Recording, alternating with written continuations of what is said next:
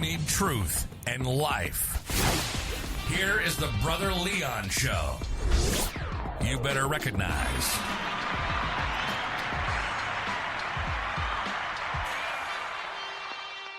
What's going on, listeners? This is your boy, Brother Leon, and you are tuning into another episode of the Brother Leon Show. So today, guys, we are going to talk with Sister Michelle Carr. I'm not going to lie, man. She is a phenomenal woman in God. She is an entrepreneur. She is a teacher as well as a singer. And so today, we're going to talk about songs that have brought us through. Because I'm not going to lie, man. We all have songs that pretty much can define our lives. I know with myself, man, please, I can give you a Brian McKnight song for every season of my life. And that's the God knows truth. Not only him, but also Eric Benet. And I ain't gonna lie, man, we all got our playlists. I got an Epic playlist. I got a Broken Heart playlist. I got a Feeling in Love playlist. I got a playlist for everything. And so today, man, we're going to talk about the songs that have brought us through. So even when it comes down to gospel, we're going to talk about it all via song. Now, granted, we can't play anything, but I'm definitely going to mention artists and mention songs. And so hopefully this will put you in a place where you can go back and have some good moments and memories about some of the songs that you play currently or even used to play before. And even some of the videos. Because I'm not going to lie, man, I wish to God that I would have heard Jamie Foxx's song, Fall for Your Type 20 years ago. When I look at the video, because it's like, dang, I totally get it. You know what I mean? I totally get it. And I wish to God that I was actually a singer so I could actually sing some of this stuff for you guys. But today we're going to talk about it with Sister Michelle Carr. So guys, I want you to stand by because we're definitely going to call her and we are definitely going to have this conversation because it's definitely a conversation that we need to have, about the songs that have brought us through, the songs in our lives, you know what I mean? Because, we go through stages. And one thing that I've told you guys is that life is seasonal, life is prophetic, and life is transitional. And a lot of times it's the music, it's the songs, it's the melodies, it's the raps that bring us through. Even the videos that help us, that remind us, that give us a laugh.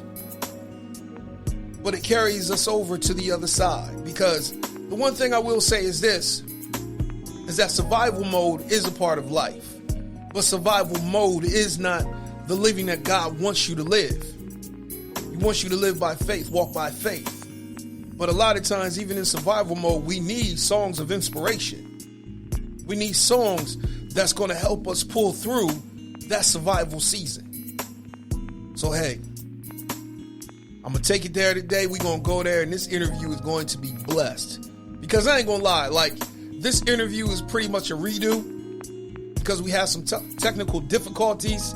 I don't know what happened, but we're going to go back and we're going to do it again. So guys, I bring you Sister Michelle Carr.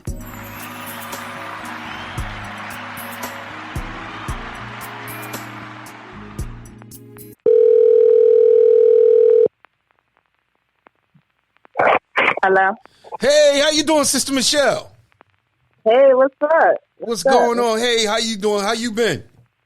I've been good. How are you? I'm good. Let me give you some applause. I just want to say thank you for coming on. No problem. My pleasure. So I want to start off the first question. Who are you?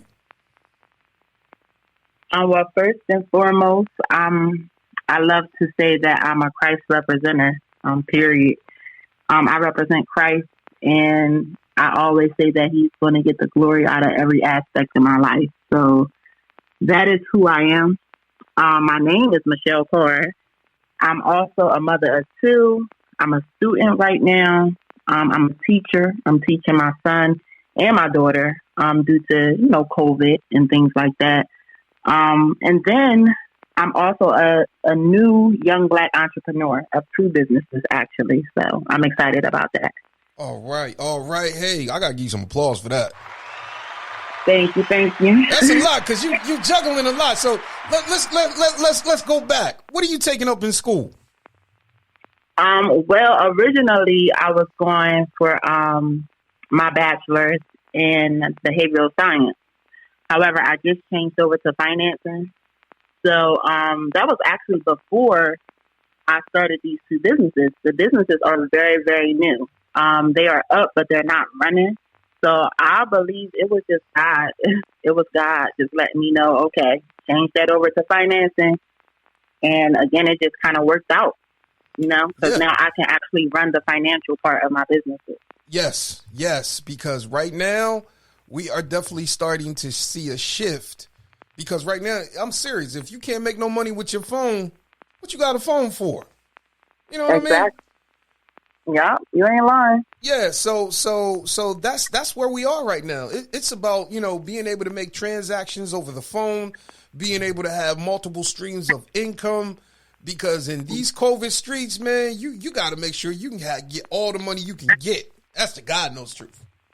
Absolutely. And, and for our culture, too, unfortunately, it hasn't always been the best layout for us, just trying to, make it in this world, in America, however you want to put it. It hasn't come easy for us. So definitely people look at COVID as like this whole shutdown and, it's this horrible thing, but I thank God for real, because it has first isolated me to the point where I had to get in the presence of God. Like, it made our relationship intimate.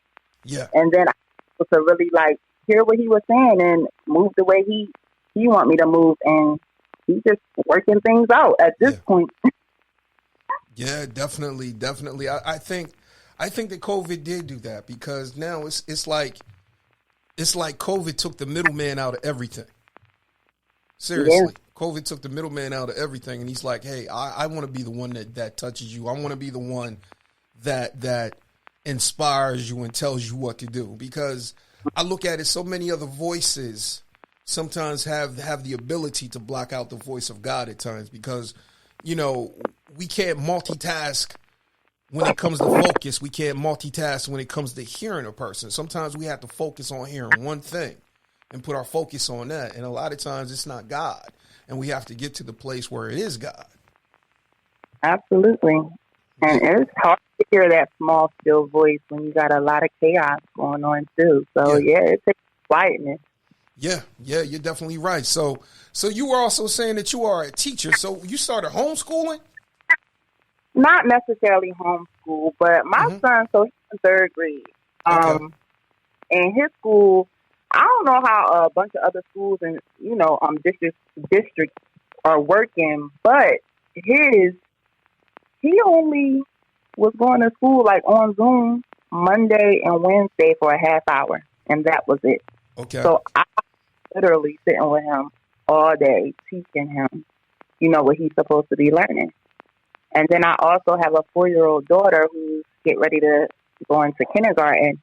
And just because I didn't want her in daycare, daycares are already prone to, babies getting sick, getting colds and things like that. I thought, since I'm home, since, she can be home with me as well, and I can just teach her. Yeah. Okay. I totally get that. I'm serious. I totally get that. Let me give you some applause. I appreciate that, because it's hard. Listen, it's hard. Hey, trust and believe. I'm like, man, yo, can you actually take a snow day if your kids are homeschooling? I'm serious. Please, I wish. Hey, Mom, it's snowing outside. We ain't got to go to school. Oh, no, you report to class. Okay. Recess, you get an hour. Exactly. Yeah, you can go outside and make a snow angel, but you coming back in here for this class, buddy. You got a test today. Yeah. So I just want to say thank you for saying yes to God, and also everything that you are doing not only with your children, but also in the community, because you hit the nail on the head about, having to, learn finance and wanting to have, something in our community, because too many times we as black people, the community of black people, we always are quick to get money, but then we always quick to put it in another community. Like the dollar circulates 6 hours in the black community before it goes into other communities. And then when you look at the other communities, like the white community, it circulates 31 days before it leaves. The Asian community, 28, the Hispanic community, 18, and with us, 6 hours. So, yeah. So we definitely have to learn. And I mean, even when it comes down to learning the language of finance, even if you're going to go into stocks, learn that language of investing, because I feel as though that the first step in order for us to be prosperous as a people, we got to take that debt off of our backs, because you can't have debt and invest at the same time. It has to be one or the other. So either you're going to have debt or you're going to invest. In order for you to invest, you got to take that debt off your back. So I appreciate everything that you're doing. I appreciate the encouragement, definitely, because again, it's not easy, but just it's worth it. Let me just say that it's worth it at the end of the day, because that, again, just going back to our culture, and then the fact that I'm raising a young queen and a young king. Yeah, and my goal is to, like I said, have streams of income coming in, creating generational wealth, not just for my children, but for my grandchildren and my great-grandchildren. I got to give you some applause. I'm serious. Because see, what you're doing right now is you are making sure that cycle of living from paycheck to paycheck is broken. You're also, leaving an inheritance for your children and your children's children.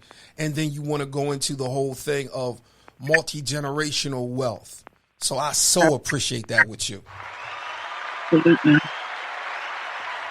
So, because, a lot of times, I'm not going to lie. I mean, we see it. Not only do we see the whole thing with our community and culture, but even when it comes down to our men and our women, man, we always get that label of, they always want to get the purse, the bag, this, that, and they'll never want to invest. They'll never want to, buy anything of substance like a house.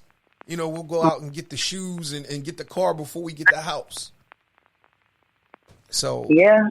Unfortunately, that has been labeled, kind of stamped on us, unfortunately. And a lot of times it's true, but I believe it's because of just kind of, you can really take it back to slavery and just, the mindset, it all starts in the mind. When we can change our mindset, we can change everything. Yes, you definitely are right with that. But hey, I know, man, we going in a whole different, totally direction, but I know we didn't set this up to talk about that. And I thank you for everything. I thank you for your passion. But talk to us. How long have you been singing? Man, I've been singing. My grandma was a pastor, so before I was ever born, she was a pastor. So I've been since she put me up there, which was at about 4. I was singing "Eye Is on a Sparrow." That was the first and only song I knew. I love that song. I'm serious. I love that song. You might have to sing that for me one day. I'm serious, because my mom used to sing that song. Definitely. That's one of my songs. Yeah. So tell us about your grandmother. She was a pastor. What was her name? She was a pastor. Her name is was Michelle Carr. Okay. Born and raised in Chester. Well, me and my family, we were born and raised in Chester. She's originally from South Carolina. Okay. However, she is was well known, is still well known in the city of Chester. Mm-hmm. Just because of who she represented, Jesus, and the life that she lived. Like, she didn't just talk it, she lived it. And music itself is just a part of my family. We are a musical, artistic family. Everybody can sing. If you can't sing, write in music. If you can't write, than, you composing music or something, producing music. Yeah. Yeah. Yeah, So, I'm starting to see, man, because, your family is huge. And it's like, man, it's like, let me ask you this. How many boys is in the family? Because every time I look up, it's always the Carr women. it is a mix of us. But, for my grandmom and my grandfather had 3 previous children before my grandmother. Okay. And they are female. Okay. And them together, they had 16. Okay. So all together, there is 5 boys. I have 5 uncles. Okay. And it is, what's that, 5 to make 19. What's that? Dang. You know what it is. Yeah. Oh, yeah. It's a lot. Because every time I look, I'm like, oh, my God. Man, how many women in the Carr family? I'm like... It's 14 girls. That's how many it is. 14 girls, 5 boys. I'm like, oh, my God. I'm like, man, it's almost, I ain't gonna lie. It's like y'all pack out Eternal Hope of Glory like half the church is Carr. We call that the Church of Carr. I'm serious. That's how it was. It's 14 girls, 5 boys coming from my grandparents, and then all my aunts and uncles pretty much got about 4 or 5 kids each, except for maybe 2 of them. And then now we have children. Yeah. And even the great grandkids, a couple of them have children. So we don't die, we multiply. Yeah. And I love the fact because, it's like y'all have always been, a Mark and Chester, but y'all have always been known for knowing God and being a religious family. Yes, absolutely. I hope that that isn't the perspective that people have, because I don't want to be known for being religious. Mm-hmm. Rules. I feel like rules without relationship is rebellion. Okay. So I don't want to be known for being religious because I'm not. Okay. I serve Jesus, and he guides my life. His spirit. So yeah, that's what it is. Okay. Because I look at it. A lot of people, they tend to take that, a lot of ways and everything like that, and I totally get it. Because some people may say, well, man, you're a religious person. I'm a religious secular person. I'm serious, because ain't no telling what might come out my mouth depending on the situation. Seriously. Well, you're a child of God, and at the end of the day, you're still human. Oh, yeah. You know what I mean? Yeah, of course. Of course. I don't expect anybody, I look at it like this. You could be a PK kid all day long, but you still got to live life. And a lot of people, they put certain expectations because your family is supposed to be that, or y'all come out of this. Or I'm like, yo, man, that might be the case, but this is who I am. And a lot of times we mess ourselves up by putting a lot of labels and putting a lot of pressure and expectation on people, man. I'm like, yo, just let me live. You know what I mean? Absolutely. When you can learn to just be yourself, you feel me? Just be you. Just whoever you are, be you. Yeah. That's what I had to learn. And I'm still learning every single day. Just to be me. So messy, if that's how I am in a moment, because I've learned that when I can just be me, I can go to God just as I am, vulnerable, messy, however it is. Yeah. And it can be an exchange.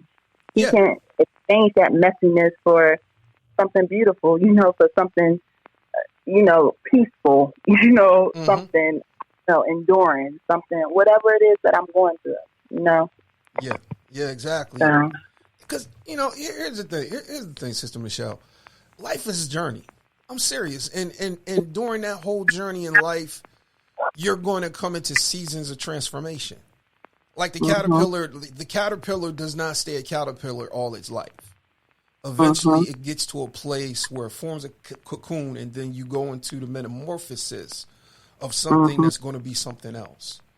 And, a lot of times people, they talk about the beginning of the journey, they talk about the end of the journey, but they never talk about the messy middle. And I believe that's where a lot of times you learn your lessons, and that's where you can actually get the most wisdom. You can get the most wisdom from people's experience, but also you can gain wisdom yourself by looking at, okay, this is what works, doesn't work, and everything like that. But a lot of people don't never want to talk about that. Oh, yeah, I used to be, and now I'm this. You don't never want to talk about the middle of the journey.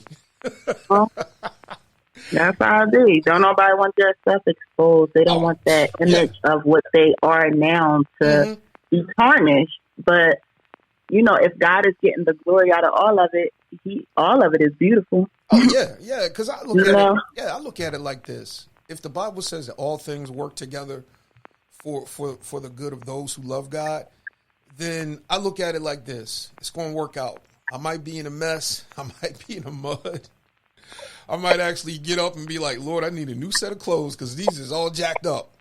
You know, and I might even get up, still got the joint in my mouth, still got the bottle in my hand, but still got a praise in my heart. But the one thing I know is that deliverance is going to come. And actually, you know, in the middle of that, you start traveling with God enough, you'll put certain things down and be like, yo, this is hemming me up. I can't do this no more. Yeah, that's just how it is. And if you don't be yourself, if you feel like you got to hide it from God at the end of the day, especially him, he know everything. Oh, yeah. You can't hide nothing from God. No change can ever happen. You know, that's crazy because people still think that they can. Yeah. You know, or this is so embarrassing. You know, I don't want to even talk about it with God because I've been there. You feel me? Just to have a vulnerable moment. I've been there. Yeah. You feel me? Yeah. So it's nothing we can hide from him. And he waits for us just to expose it to him. We ain't even got to expose it to the world or people, to expose it to him. And that's when some change can happen. Yeah, exactly. You know, it's crazy because sometimes we think we can put covers and sheets over our mess. And think that God don't see. I'm like, man, please. God see through the sheets. Okay. Come on, you. Oh, my God. I'm serious. Like, ooh, girl, turn them lights off. I don't want Jesus to see. Man, please, really?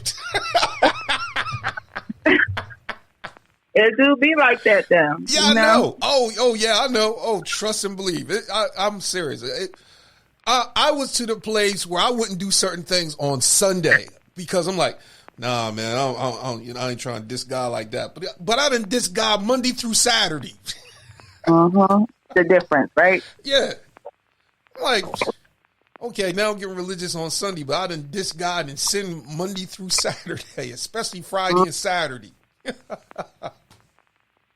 Yeah, we all been there. Yeah, I'm serious. I've definitely been there. And that's why I love, you know, this episode that we're going to do because, you know, I look back on some of those times and I look at some of the songs that have defined my life. I'm serious. I can define my life through Brian McKnight. I can define my life through Eric Benet. I can define my life through Babyface because music, no matter what stage of life I was in, I've always had my music. I'm serious. Right. Even in church, always have my music. So let me ask you this. What's your favorite group? What's your favorite secular group?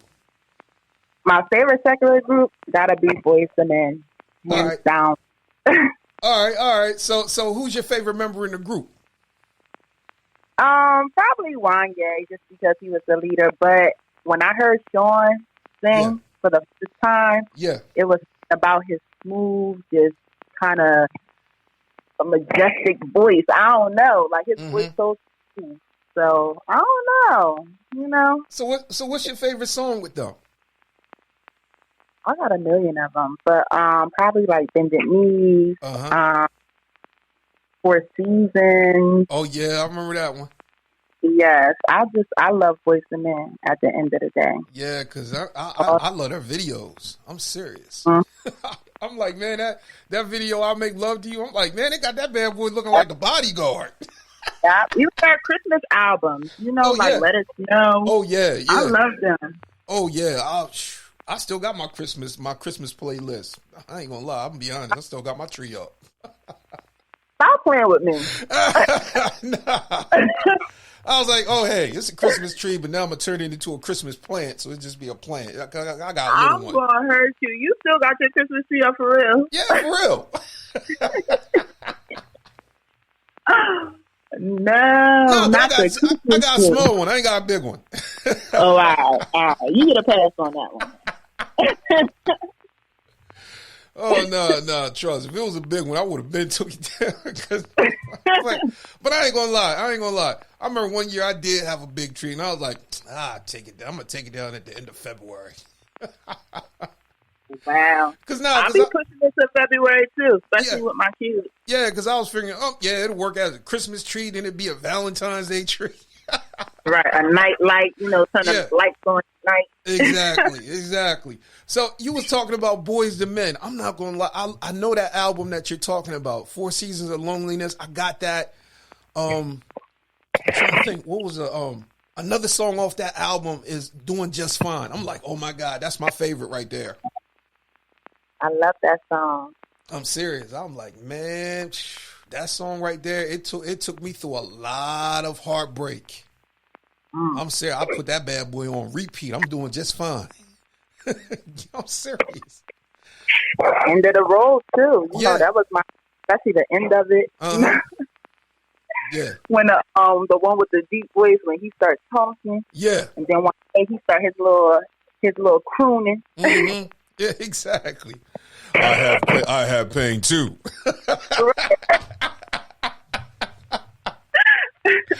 Oh man, I love it. I'm not gonna lie. I think, oh my God, yeah, Boys to Men. Oh my God, when they did It's So Hard to Say Goodbye to Yesterday, that was a good one. Yeah, definitely love that one. Then you said Let It Snow, because I ain't gonna lie, they got my man on there, Brian McKnight. I'm like, man, I'm done. I'm done. Mm-hmm. But that's then, my boys too. Yeah, but then when they came out with that song, a song for Mama, I'm like, no, I'm not gonna lie, man. I started crying off of that one. Yeah, Soul Food was one of my favorite movies. Oh yeah. I love that soundtrack for real. Oh, I got that soundtrack. I'm not going.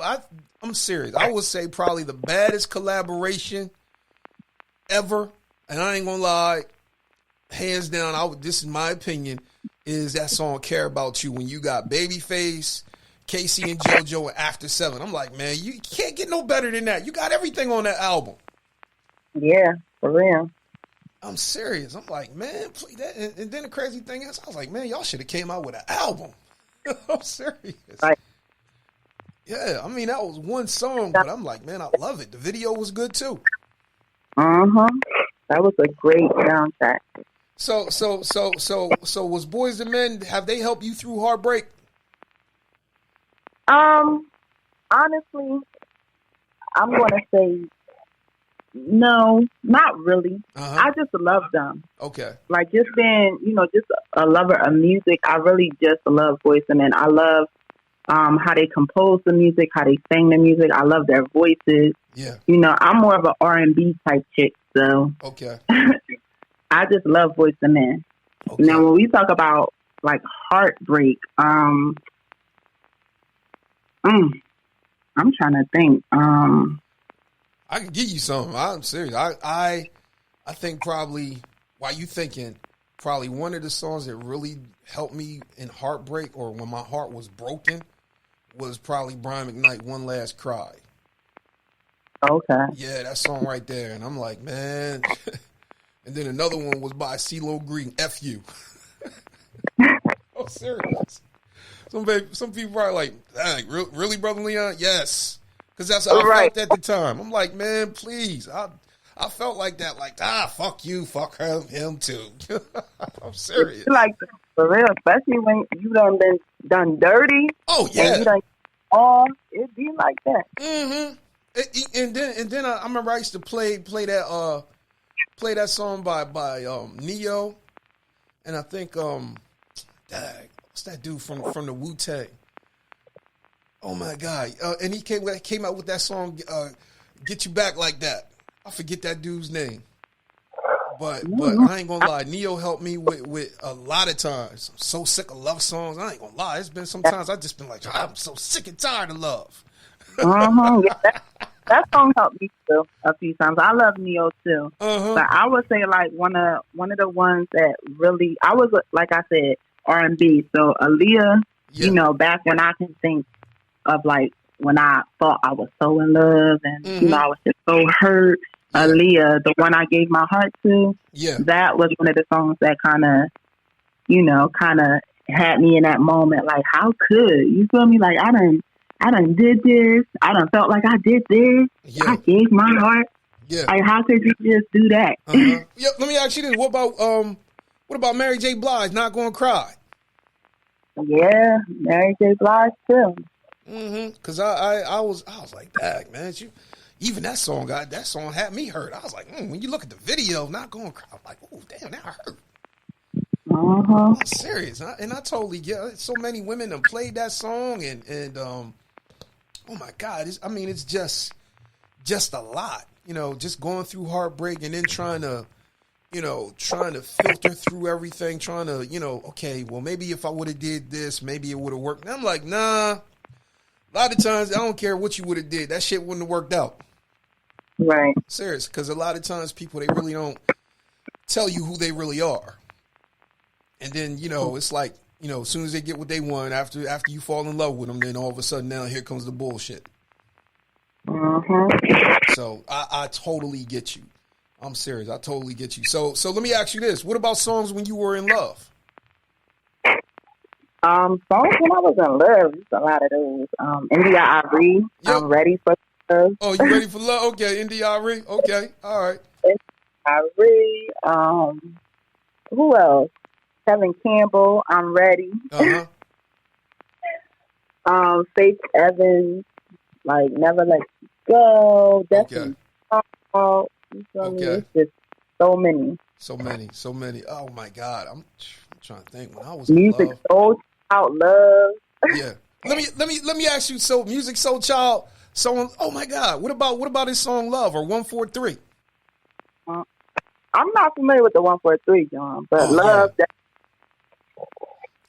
Yeah, I think probably my favorite song with him is the one he did. If You Leave, I Leave. I really can't call that a love song, but he has another song on that album that says Someone. A song called Someone. But I think probably my favorite song with him is It's Out of Love. Yeah, it's actually called Someone. And I think what'd you say?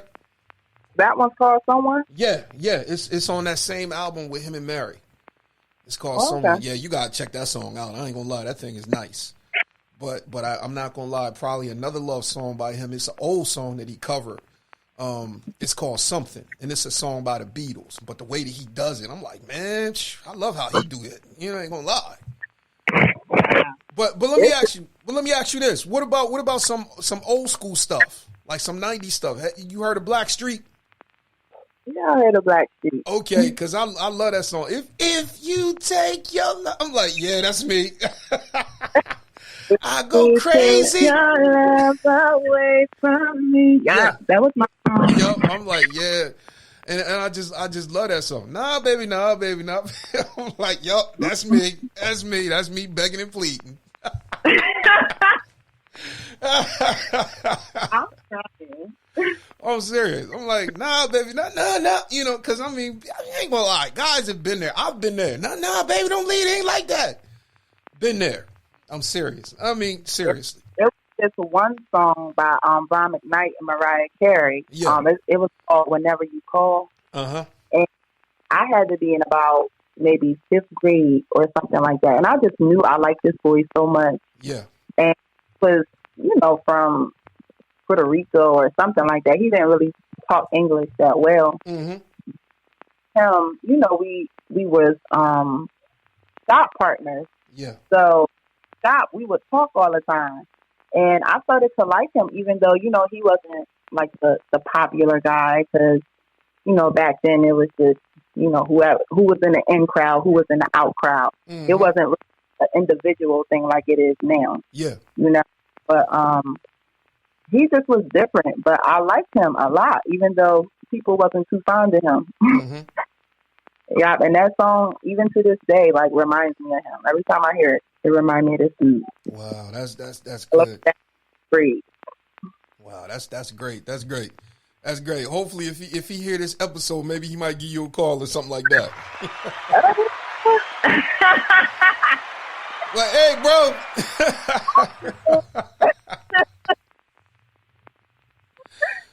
I'm good on that one. Oh, you good on that one? Okay. All right. Okay.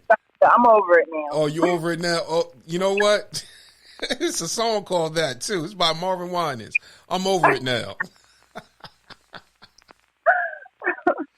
I'm serious. It's crazy that there are songs that even after you done came out of a relationship, it's like, nah, I'm good. Mm-hmm. I'm serious because I've been there, and that's what I love about that song by Boys II Men, "Doing Just Fine." Serious. Yeah. That's what I love about that song. I'm doing just fine. Getting along with you, girl, without you in my life. Yes. Because sometimes you just have to be willing to walk away. Yeah, you're right about that. Yeah. Especially in toxic situations, you know. Oh, yeah. Get addicted to that. To that, you know? Yeah, exactly. I just, I ain't gonna lie. It's some songs out here I do question, like, are y'all adding to it, adding to the toxicity that's out here? And it's just crazy, some of the music and everything. And I'm like, wow, man, really? And I mean, it's just crazy when you hear, certain songs and certain artists and everything like that. And I'm like, wow, man, it's just, it's just crazy some of the stuff that ends up coming out. But, I get it. I'm not going to lie. Been there, done that, did it all. I'm like, they even had a song of, Jasmine Sullivan. I broke the windows out your car. Bust the windows, I bust the windows out. Yeah. That was my song. I can't even front. But you might be right about the whole adding to the toxicity. Like, yeah. That song, when that came out, I just know the influence that it had on our culture. Not even just our culture, but just people, period.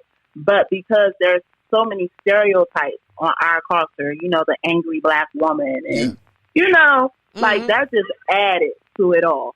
Yeah. Yeah. That's why I'm like, oh my God, man. Some of the stuff that I hear, I'm like, oh Jesus, man. I just, it's kind of crazy because it's like a civil war. You have some, you have some black women that say, yo, that's misogynistic against women and that degrades us, yada, yada, yada. But then you have the other side that says it's women empowerment and I'm going to do what I'm going to do and I get respected, da, da, da, da, da. And I'm like, whew, that is it's crazy. Not empowerment. Not at all. Like, I would say, again, just because I'm a lover of music and I write music as well, so it is like a therapy, almost to write those things out. The music industry is so influential. Music itself is so influential, that people don't even realize when you put that type of stuff on replay and just replay and replay, like that is what you are, that's what you almost becoming. You know what I mean? Yeah. Like, I feel like you are what you say and you say what you hear at the end of the day. You know what I mean? Yeah. So, I don't know. I would say it's adding to the toxicity. It's no empowerment in that. It's vandalizing at the end of the day. And you can get some jail time. Oh, yeah. You feel me? Like, don't put yourself in a situation because at the end of the day, if you feel like you got to bust somebody's windows out, slash somebody's tires, then that relationship ain't for you, sweetie. Yeah. It's really not. I look at it like this. You got to play detective. You don't need to be in it. I'm serious. Because, the crazy thing is that, it's when you can't trust a person, you have to ask yourself, can you honestly love that person? Seriously. And I look at so many songs. I mean, it was a song by Orange Juice Jones.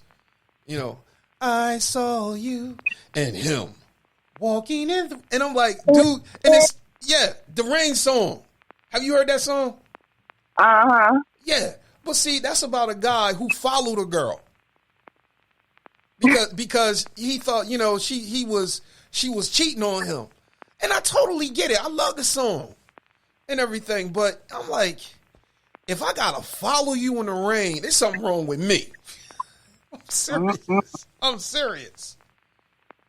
I remember it was this guy I was dealing with, and I was dealing with him for about maybe a year, and then I ended things just because it was no growth in a relationship. It was just I was young. I was really young. I had to be about 20 years old. Mm-hmm. It was, and I didn't really know what I was looking for back then either, you know. But I just knew when things wasn't going nowhere, and it just wasn't no growth. It was nothing like that. We was getting out of that relationship, so I ended it. And don't you know, this guy would sit outside of my parents' house smoking packs of cigarettes. I used to watch him, and just laugh at him and be like, "What are you doing, crazy? You are crazy!" Just waiting for me to come outside to say something, to act, because he would call my phone, and I picked up a couple times, what's the problem? We can't work things out. No, absolutely not. No. But yeah, he would sit outside of my parents' house. Wow. He was just how long did he do that? How long did he do it for? I don't know. Maybe for about a few weeks, maybe 3 weeks or something. Woo! He used to sit out there. Yeah. Oh my God, he was sprung like that? He was crazy. Oh my God. Oh my God. Yeah, they definitely got songs for him. I'm serious. I'm like, bro, you probably need to listen to that song by the Cardigans called Love Fool. I'm serious. I'm serious. And the crazy part about it is that I totally get him. I totally get you and everything, because you want stuff to progress, and he's probably like, yo, what did I do? And probably like, yo, he probably begging and pleading, like, please, baby, please. James Brown. I'm serious. I was so young, yo. I was just so young, and he was older. Mm-hmm. He was older gent, so he needed to go his way, and I needed to go mine, and that's what happened. Okay, well, hey, I'm glad y'all actually he got his wake up call, and both y'all ended up moving on and everything. Mm-hmm. So I ain't gonna lie, I think probably moving on is definitely the hard part, but I look at the fact of when you are in the face of transitioning from being in a relationship to going back to being single and then moving on and healing and so forth. Music can take you through, you know what I mean? Because I had to I know during that time I really had to really look at certain things in my life. What am I doing wrong? And everything. And I ain't gonna lie, it was a whole lot of songs that really helped really get me back up. And I ain't gonna lie, I think it was this group, Arrested Development. They helped me get back up on my feet. I used to listen to a lot of revolutionary stuff, like a lot of rap, Public Enemy. That helped me get back up, and trying to think what else. Lauryn Hill. Yeah, there you go. Lauryn Hill. Oh my God. Lauryn Hill. She definitely. That song X Factor. Oh my God. I was like, yeah, you preaching today, girl. drinking my white and brown liquor at the time. You definitely preaching. When you said moving on, though, that reminded me of a Maya song. Remember Maya? Yeah. I'll be moving on. Oh yeah. I remember that. That was my song. Matter of fact, I got her in my iTunes. Yeah, I'll be moving on, and mm-hmm. I think another song that did it for me was Me, Myself, and I by Beyonce. Yes, he did that one. Oh yeah, because I look at it. Man, the way that the video was, I was like, she walking backwards. Mm-hmm. Even what's the one? To the left, everything you own in the box to the left. Yeah, it was like she was moving on. Like, honey, it could be another you if I want it to be. Like, go ahead. So, through. Period. So, hey, I know you know Tyrone. I think you better call who? Tyrone, help me pack your shit.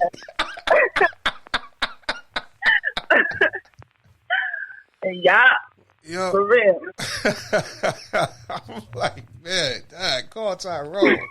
Help him so he can help you pack your shit. Erykah Badu, she was that young too. Oh yeah. You know, when she was out and popping, even now that she not out and popping, like her songs is just her voice too. Oh yeah. You know, it's just something you can listen to that's soothing. Yeah. She definitely got that voice, and I think, man, that song she did with the Roots. Oh my God, man, I love that song. I'm serious. That song she did with the Roots, and Eve was on that piece. Which one is that? That is oh my God. Let me I think it's called You Got Me. You say You Got? Yeah. I think I got that in mind. Yeah, I think I definitely got that because I love me some Roots. I ain't gonna lie. And then probably another song, another rap song that what'd you say? Remember On and On by her. Oh yeah. You know what? The one thing that really gets me with Erykah Badu, a lot of dudes love her. Mm-hmm. And then I was like, yeah, no wonder they love her, man. She like to smoke. You see them eyes? You see how she built? Man, please, now I know why niggas be going crazy. But you know what? For a long time, nobody saw that. Like she wasn't the type that was wearing like tight fitted clothes and all of that stuff back then. So when she did wear something that was like tailored, it was like, okay, where that come from, sis? I was like, man, she had daggone Common wearing crochet shit. I'm like, how you she is definitely a beautiful, beautiful black queen. Oh yeah, she is. I'm like, man, I'm thinking to myself, like, man, dude, really? I'm like, man, how you gonna leave that? Hey, everything that looked good at the same time is always good for you. Yeah, they say the same thing about Halle Berry because I've questioned some dudes like Eric Benet, man. Dude, how you let that break up? But then again, you got one side, another side, and then the truth. And then I love the fact that Eric Benet did make some songs about it, so he capitalized off the relationship. Right. Seriously. And it ain't all about that outward beauty either. I mean, of course, you want to be attracted to the one that, you know, catches your eye or your attention or whatever it may be that you liking or whatever, you know. Yeah. But at the same time, those things fade away. Mm-hmm. You know. Yeah. They do. Things to go south. Oh yeah. So at the end of the day, when that's going, you know, or it don't look the same, what you got left? Yeah. See, that's why it's so important when you talk about giving and winning a person's heart. When you give your heart away, it's like, you know, I fell in love with her heart. You know, I fell in love with her personality. I fell in love with all of that. I ain't gonna lie. You know, she looks good and everything, but I think what really drew me to her was her heart, and I love songs like that. You know, I mean, it's crazy. You very rarely hear a lot of songs like that, but you know, I think probably the one thing that really, you know, that really a person's true expression of love is when you actually have that person's heart, and then stuff happens and you stand by them. You know, you still stand by them. You know, because a lot of times, you know, people, they fair weather. That's why I love that song, you know, by New Edition. You know, Can You Stand the Rain? Right. You know, because I mean, that's serious. That's life sometimes. Can you stand the rain? When I'm not at my best, can you stand the rain? You know, when I done had all your babies and I don't look the way that you want me to look anymore. Right. You know, and it's crazy because so many people are out, but that's what I love. You know, about certain, you know, times in our life, we always have songs that really resonate, you know, with us. Because I ain't gonna lie, when they came out with Stand the Rain, my favorite part was Johnny Gill's part. Oh, I'm like, yeah, man, I love that part. Johnny Gill was that dude, though. Yes, I'm serious. My favorite song with him is Half Crazy. I'm serious. Because sometimes I've asked myself, am I half crazy for wanting to love this person? I'm crying, right? I'm Those serious. be questions, those real questions you got to ask yourself. Yeah. Because I mean, I'm serious. Sister Michelle, I done been there. I done had 3 flat tires. I done been there. I'm serious. I'm like, Lord Jesus, what's wrong? What's wrong with me, Jesus? But you know, Well, sometimes I got to take responsibility for myself. What'd you say? I said, thank God that's in the past. Oh yeah. That's way in the past.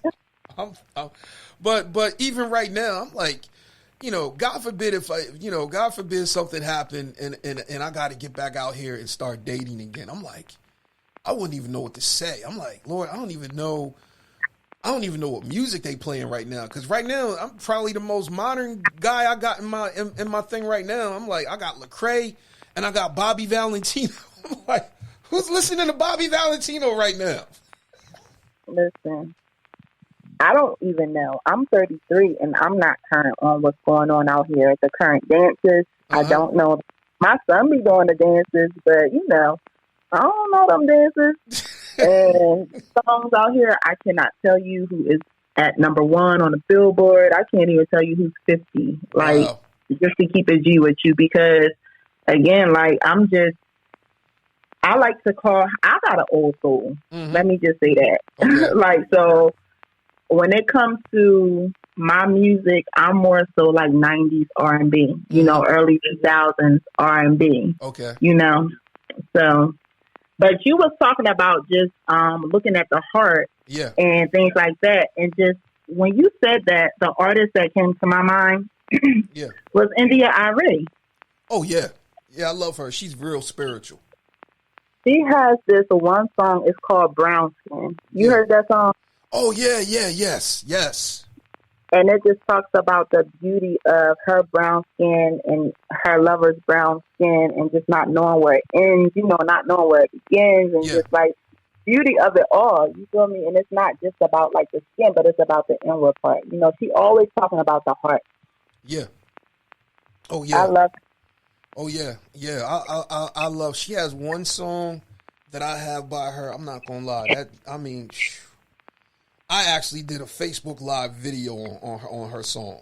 I'm serious. Let me see if I can pull it up. But I think the one thing with her is that she makes music that is so spiritual. I'm serious. I mean, it will touch your soul. And it's called "There's Hope." I choose. Oh yeah. And this too shall pass, because my mom used to say that all the time. This too shall pass. I remember her. I remember my mom used to say that. And then when I was looking up some music, and I was like, yo, let me listen to that. And I'm like, wow, man, that thing, it really resonated on the inside of me, because I totally agreed with the words. I mean, she was successful on the outside, but then when it came to her relationships and her heart and everything, it was like, you know, she was bankrupt. But then she was like, you know what, you know, this season is going to pass and everything, you know. And so I was like, yeah, Lord, I hear you, Jesus.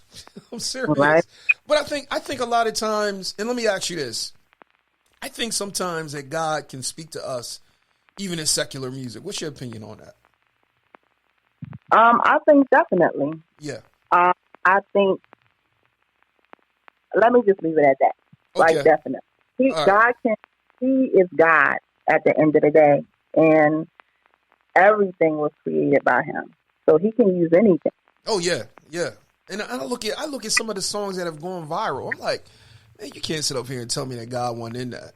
Like that the happy song. I know a lot of people hate it, you know, but that song. One of the songs that I hated so much when it first came out, but it's a song that as it plays, like, I don't know, like it does just lift your spirit up. Yeah, yeah. I think the part where in the song where he starts talking about "Can't nothing bring me down," I'm like, man, you know what? I'm like, I know it's a lot of people that hate that song, but I look at it like this: like, yo, if you listen to it enough, you know, it'll encourage you. And it was another song like that way back in the 80s called "Don't Worry, Be Happy." I know that one. Yeah, Bobby McFerrin. And a lot of people, they hated that song too. Don't worry, be happy. Oh yeah, okay, I know that one. Don't worry, I know it. And a lot of people, I mean, that was the happy song of the 80s. Wow. But a lot of people, they hated it. And I mean, he made all types of Grammys off of that song. Mm-hmm. Had a video and everything. And it was like, you know, I mean, it got so popular, it got to the place where, yo, after I'm going to play it one last time and then we ain't going to do it no more. That's how big it got.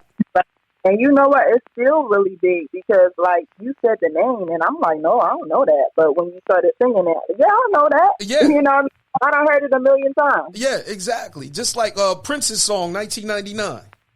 Tonight I'm going to party like it's night. I'm serious. I mean, that song is still popular. Yeah, Prince is popular, period. Oh, I don't think he's a legend. I don't think he's ever going to go out of style. Just like Michael Whitney. And just, you know, it's just certain people, certain gifts that just will never, ever die. Yeah. I think the one thing that reminds me of like that happy song. Yeah. Is Destiny's Child. I was a huge Destiny's Child fan. Okay. Like, I mean, every CD, every song I knew front to back, I could sing right now to this day. Like, that's how much I love them. You know Survivor? I know you know Survivor. Yes, okay. Rap part and everything. But it's just one song they had called Happy Face. Yeah. It go like, I woke up this morning, the sunshine was shining, I put on my happy face. I'm living, I'm able, I'm breathing, I'm grateful to put on my happy face. But she be like, woke up and realized this was not so bad after all. Look better through a child out, and that's all it's beautiful thing. Like, I don't know, it's just like this commercial type of beat. Yeah. But the word, like, it's so catchy that you find yourself singing it, and then you find yourself loving it. And then it just replays and replays and replays. Yeah. But that was one of my favorite songs too. And it kind of reminds me of Happy, you know? Yeah, definitely. Definitely. I appreciate those songs. I'm serious because, you know, those are the songs that I think, you know, they really helped us get through certain things in life, you know. And I ain't gonna lie, a lot of people might hate it right now, but I'm like, nah, man, I appreciate that song. I'm serious. I appreciate the happy song. I appreciate all those songs that really resonate on the inside to help us, you know, get out of that funk, you know. So I totally get it, you know, totally get it. And that's what I believe that God uses music for. So we done talked about secular stuff. What's some of the gospel stuff what's some of your gospel artists that you like? Man, Corinne Hawthorne, okay, hands down, my girl. My favorite song of hers, I think it's always going to be my favorite song, is Unstoppable. But I really like the remix with Lecrae. Okay. I love Lecrae. I know that's my boy. I love the smoothness of his voice, the wordplay he used. Mm-hmm. He's done songs with India Ivory, and he's collabed with a lot of artists too. Okay. And then Marvin Sapp, you know. Yeah. Who else? Fred Hammond, Kiara Sheard, Tasha Cobb. Okay. But more so, I lean towards, because again, I really love R&B. Mm-hmm. Lecrae, Corinne Hawthorne, like the newer artists, they more so Tori Kelly, you know, Molly Music, even Kirk Franklin. You know, Kirk Franklin go all the way back, but he always been so current. Yeah. And so just with the times that never, he's been before his time. You feel me? Like, people was stuck back, and he was way in 2020, back in like 2010. Oh, so, yeah. They was hating on him because they didn't like him crossing over, they said. Yeah, I love him, and his testimony, his ministry, just period, is powerful, and it wins souls at the end of the day, and that is our purpose, and that's our job. So, yeah. It don't matter how you're doing it. You know, if God to a certain way, and that's his gift, that's where his anointing flows, then by all means, nobody can stop him. Yeah, I totally agree. I totally agree. I think a lot of times, I think the Christian church limits itself, and then they put restraints and put a glass ceiling over its artists. Because, I look at it when you actually are tapping into the artistry and the gifting that God given you, sometimes it's like, my gift is greater than the ceiling that y'all putting me under. Right. And I believe that's the reason why a lot of gospel artists, some of them say, yeah, I started in the church, but then they end up in the world and then they end up blowing up. You know what I mean? And so I look at it like, why is it that we put these restraints, on gifted people? I'm serious. You look at Aretha Franklin, you look at so many artists that started off in the church, but the church wasn't able to keep them. Serious. Well, so when we start talking about just changing over to like from the church to the world, I think that's a whole different topic in itself. Okay. You know what I'm not saying at all that, again, God can't use somebody who's in the world. God used a donkey. You feel me? So can definitely use somebody in the world to prophesy, So he used Pharisee to do that, Yeah. But at the same time, when you are gifted and God is very clear on what your gift is and he is very clear on where you're anointed, I think that that anointing, it should be used for him. A lot of those at the same time, they may have blown up, but what was the cost of that? Yeah. You know what I mean? Yeah. What did it cost them to do that? Because it's not going to cost you your soul to do that for Jesus. It's not going to cost you like anything like that. So I don't know. I'm not a whole music industry guru. I don't know the ins and outs, but I do know, again, just because God has gifted me with music and just the love of music and writing music and singing music and, even teaching it to my kids, I just know where my anointing is. And I know that I wouldn't switch over to do anything secular. Like I said in the beginning of our interview, God will always get the glory, like out of every aspect of my life, like every part of it, he's going to get the glory. So how can I say that he has gifted me with this, he has anointed me with this, and I proclaim to use it for this purpose, but then change over, a house divided can't stand. Yeah. I totally get you. I totally get you and everything. And I think that's one of the reasons why, you have certain artists, they gospel artists like Yolanda Adams. I can't see her, out here with somebody else doing a collab with somebody else or even, singing some other people's songs. I mean, not saying that she can't, but I just can't see Yolanda Adams leaving gospel. You know what I mean? Just like CeCe Winans. Can't see her ever leaving gospel. Even Fred Hammond. I'm like, man, if Fred Hammond ever decide, hey, look, I'm not singing gospel no more, man, please. You know how much protest that would be? Right. I think that people leave gospel because, like you said, the money's not coming in quick enough, and maybe that's a test of their character. Yeah. God tests us in many ways. At the end of the day, we can't limit God. We can't put him in a box. That's what people tend to do. We tend to put him in a box and, try to pull him out when we want him to come out. But he in control, and he changed the whole music industry in a second if that's what he want to do. Oh, yeah. You got artists like Corinne Hawthorne. If you ever take a listen to her music, you would swear it's R&B. Mm-hmm. Like, I think that's the whole on outside of the box, but in your anointing at the same time. Like, you don't have to leave gospel. Just do it how you do it.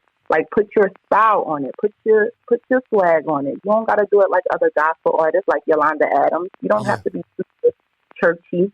Yeah. You know, like, this 2021. You hear, I'm a whole full-blown Christ representative. I'm a disciple of God. You feel me? But you hear how I talk, too. Yeah. Because I'm from the hood. And, Yeah. like, but I'm me, you know, and I know how to conduct myself in certain atmospheres. I know how to speak in certain environments, you know, but this is me being me at the end of the day. So when I write music, I'm me, you know, like, I'm going to put my own swag to it. I'm not going to try to be churchy like Yolanda Adams, because that's not me. I love R&B. So my music is going to fall in that genre, but I'm going to be completely giving my praise and worship to Jesus Christ. Yeah, I like that. I got to give you some applause. For real, glory to God, for real. Yeah, because like, that's what it is. Yeah, because, you know, a lot of people was having problems with the whinings, you know, because they felt as though that, oh, hey, y'all getting a little too secular. And I'm like, hold up. You mean to say that their music isn't allowed to evolve? They're not allowed to evolve as artists, you know, because they started bringing in different people like Aaron Hall, you know, Anita Baker. Oh, my God, they had a trip with Anita Baker. I'm so, like, how y'all church Negroes tripping over Anita Baker? Come on, man, really? Man, my mom loved Anita Baker. I grew up on Anita Baker. And I feel like at the same time, if your message ain't changing, if, you know, your message is staying the same, but you just bringing these artists in to deliver that message with you, then what's the problem? Who can say anything? Yeah, exactly. And I mean, you know, the church started having a problem because they felt as though, oh, they ain't mentioning Jesus no more. I'm like, come on, man, really? Well, that's just the whole thing. So if their message changed, I don't know. Maybe. I don't know. You know, I haven't heard that music. Yeah. But at this time, like I was saying, like the bull, Jonathan McReynolds, his message is always Jesus. Yeah. Jesus. You feel me? He brought in India Ari, and her message is not necessarily Jesus, but her message is always positive. It's not degrading. You know, it's not any malice or anything, you know, coming from her music or nothing like that. But I'm pretty sure if, you know, Mali Music, I believe he was in the world at one point in time. Like, he was doing secular music with rap artists and things like that, but he changed over to gospel, you know, and some music with Jonathan McReynolds too. But their message, it doesn't change. It's always Christ. It's always Christ. No matter if it's a rap song, no matter if it's an upbeat kind of, you know, swagalicious song, or whether it's a slow kind of medley. You know, it's always, the message is always the same. It doesn't change. Yeah. And that's just like, you know, God's word. Like, it doesn't change. When it starts to change, then you can question it. Is that God? Yeah, exactly. And I think a lot of things, you know, a lot of times, you know, I look at it like this, that and I got this from Reverend Run. They asked him, you know, now that you're saved, do you consider yourself a Christian rapper? He was like, nah, I'm a rapper, but I'm a Christian. I'm not a Christian rapper. And I love that, because the fact is that people know Run DMC from way back in the day. So, you know, just because I'm saved, that doesn't mean that I'm going to stop being Run. I'm going to be Run. But now, you know, he didn't personify that into Reverend Run. But he will always be a part of Run DMC. And the one thing that I love is that he's not going to allow people to label him. And that's what I love about some of our artists. People can hate on Kirk Franklin all day long, but that song Lean On Me, where he had all these different artists, I'm like, man, how can you not love that song? Yeah. You know what I mean? How can you not love that song? I ain't gonna lie. Even the fact you got R. Kelly on it, how can you not love that song? Yeah. You ain't like, for real, that's my song. Seriously, I love that song. And I feel like when we exclude, like, people of the world from quote unquote church activities, you know, church music and things like that, then we that sends a message all in itself. Yeah. And this is like a club that only we belong to. Yeah. When it's not the case, everybody belongs to it, and there's an invitation for everybody. Yeah. But again, just going back to kind of like that message at the same time, there is a message that we are kind of expected, to deliver. Yeah. But I look at it like this. We can say that we are expected to deliver. Now, granted, if I don't know what you expect of me, then you putting all types of unrealistic expectations on me that I don't even know of. That's why I have a problem when people say that pro athletes should be role models. Why? I'm serious. Why should pro athletes and even secular artists be quote unquote role models? I think, the parents need to be the role models. Now, granted, you need to start, policing what comes in and out of your house.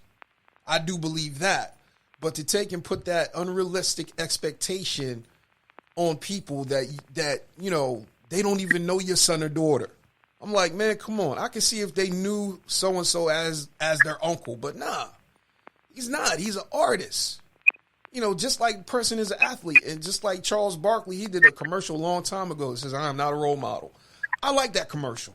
Because now he done took all the pressure off of him, and so now we can accept the fact that every now and then he may say something that's controversial that we may deem as stupid. But, nobody's looking at him as a role model. I understand what you're saying. Yeah. Like give us room to make mistakes pretty much. Yeah. But that goes back to what we was originally talking about, just learning to be. Yeah. When you can be yourself, God can exchange those things for other things. But first you got to be okay with being yourself. Exactly. You're right. It definitely, with all of us, no matter what the culture is, it definitely start in the home. Yeah. If we're not teaching our kids just how to live and not necessarily drilling it into our kids, because my children, as far as me and my household, like we love God, but I don't even force my kids to pray. Mm-hmm. You know what I mean? Like, God doesn't force me to do it. I came to want to do it because of his influence. Mm-hmm. My job is to live a life in front of my kids, a life where I made mistakes and they've seen many mistakes.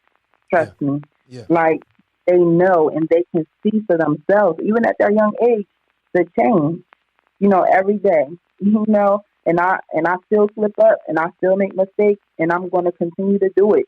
You feel me? But at the same time, it starts with our lifestyle. That's the teaching. Yeah. That's the.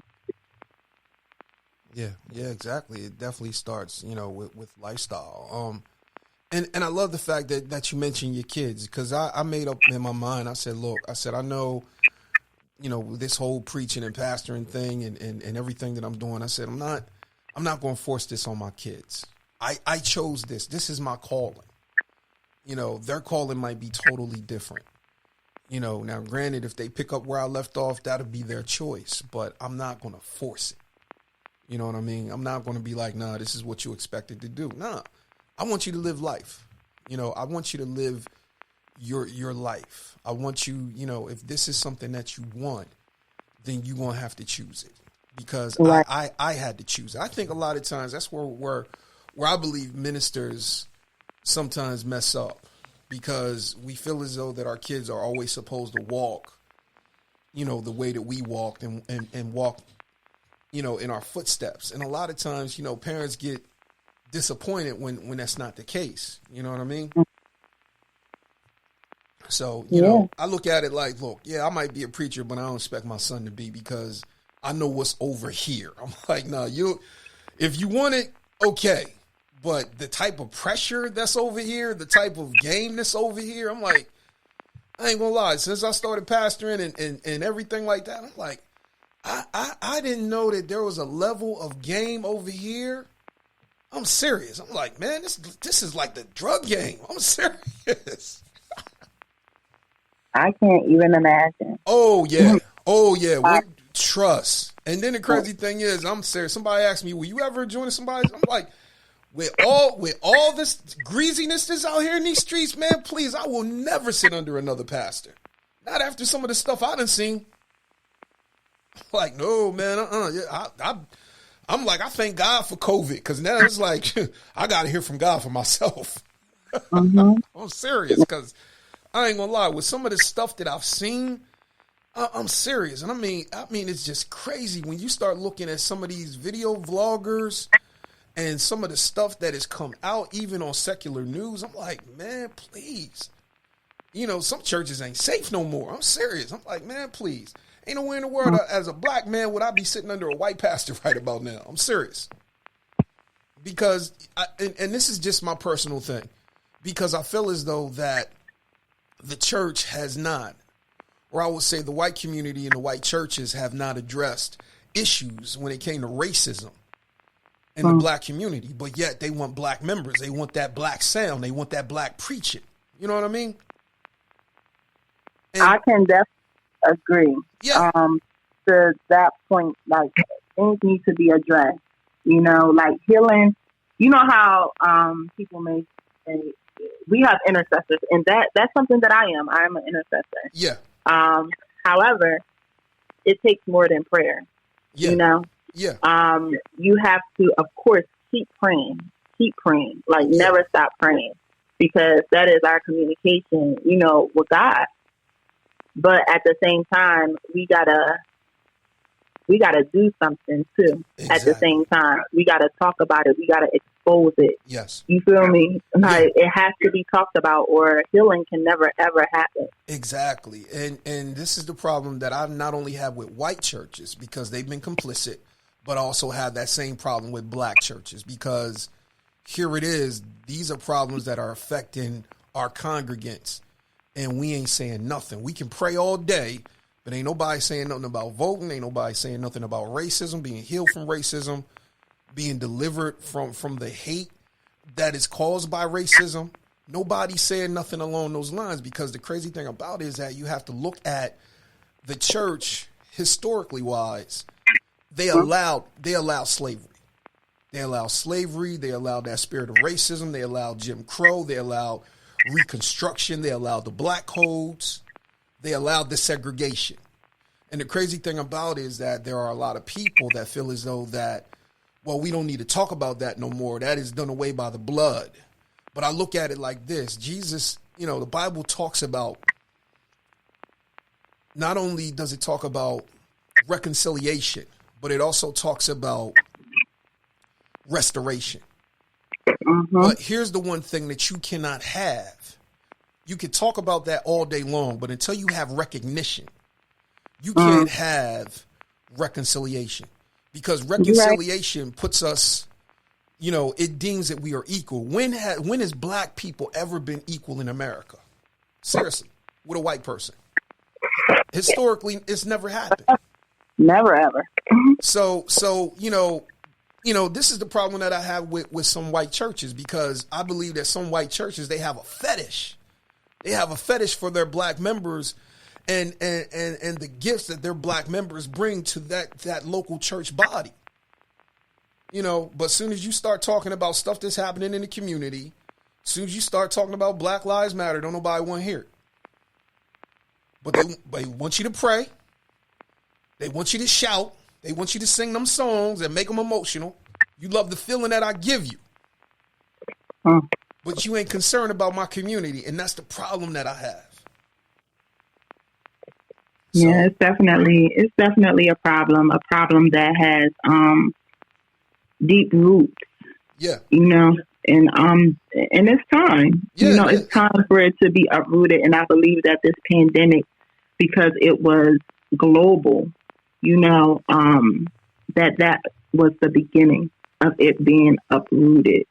God is at work here at the end of the day. Yes, he is. You know what I mean? And he is, like you said, there has been like trying to be reconstructive within the church, but it needed to be knocked down. Mm-hmm. It needed to be knocked all the way down. Yeah. And this is God rebuilding. Yes. You know? Yes. I and totally like agree. he said, those who come last will come first, and those who come first will be last. Like, God is at work. God is at work right now. Yeah. As easily as we can see the enemy moving and all this bad stuff happening, I can easily see God at work at the same time. Yeah.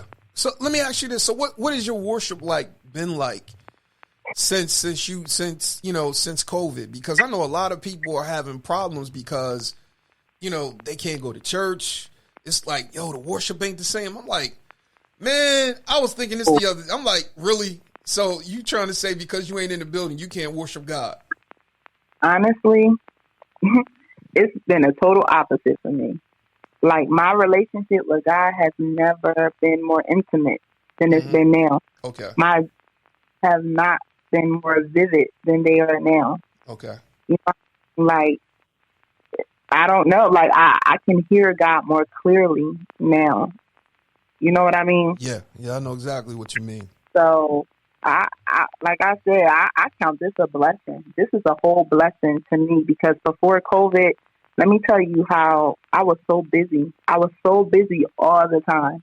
I was busy running to Newark, from lower Delaware, southern Delaware, to go to work, rushing to get back to Middletown and then back to southern Delaware to get one kid and then get the other kid, rushing to drive to Chester to go to church, to make it to rehearsal, to make it to church. Like, this is all in one day. You feel me? Like, rushing to fix dinner, rushing, when I couldn't, to stop and get something to eat for my kids on the way to church. Yeah. Like, I was always moving, and I was so exhausted. I didn't realize how exhausted I was. I'm 33. I should not have been that exhausted. Like, and my prayer for forever has always been just, Lord, like, I want to live a life for you. Like, I want to live a life for you, like, for real. Not like a whole religious type life. Like, I for real want to live a life for you. Like, so whatever it is that you got to do to get me to that point, do it. And this pandemic stopped me in my tracks. Like, lost my job. I lost everything. Wow. I lost everything, but I gained everything at the same time. Okay. Like, God sustained me. Like, I lost my job. I didn't have no income, but I still have a roof over my head. My bills, my electric has not been cut off. My gas, I've had heat and hot water. I've had air. Like, nothing has been cut off. My phone is still active and working. Like, I just received a check from, like, unclaimed money or something like that. Department of Delaware unclaimed money. I'm like, what the heck is this? Oh, yeah. Like, you feel me? Like, it's just been miracles, like miracles. So I cannot complain. While God has shut the world down, like, I'm grateful. I'm so grateful because I would not have known him the way that I know him now. Yeah. So let me ask you this: when God was doing all that, what was your one song that you played? Just thanking him, or one song that you sang when you was thanking him? Honestly, I was writing my own song. Oh, you was? Okay. I was writing my own songs. Wow. That's another thing. I've been just writing and writing. Okay. Writing songs and dreams and, just a word that I hear from God. But if I had to, I guess a song that I always play is Unstoppable. Okay. I always play Unstoppable. Okay. Even Jonathan McReynolds' Limp. I don't know if you heard that song before. No, I gotta get that. Yeah, his song Limp, it goes like I'm tired, I'm broken, innocent, stolen, but I know I'm a different man. See, life hits and life hurts.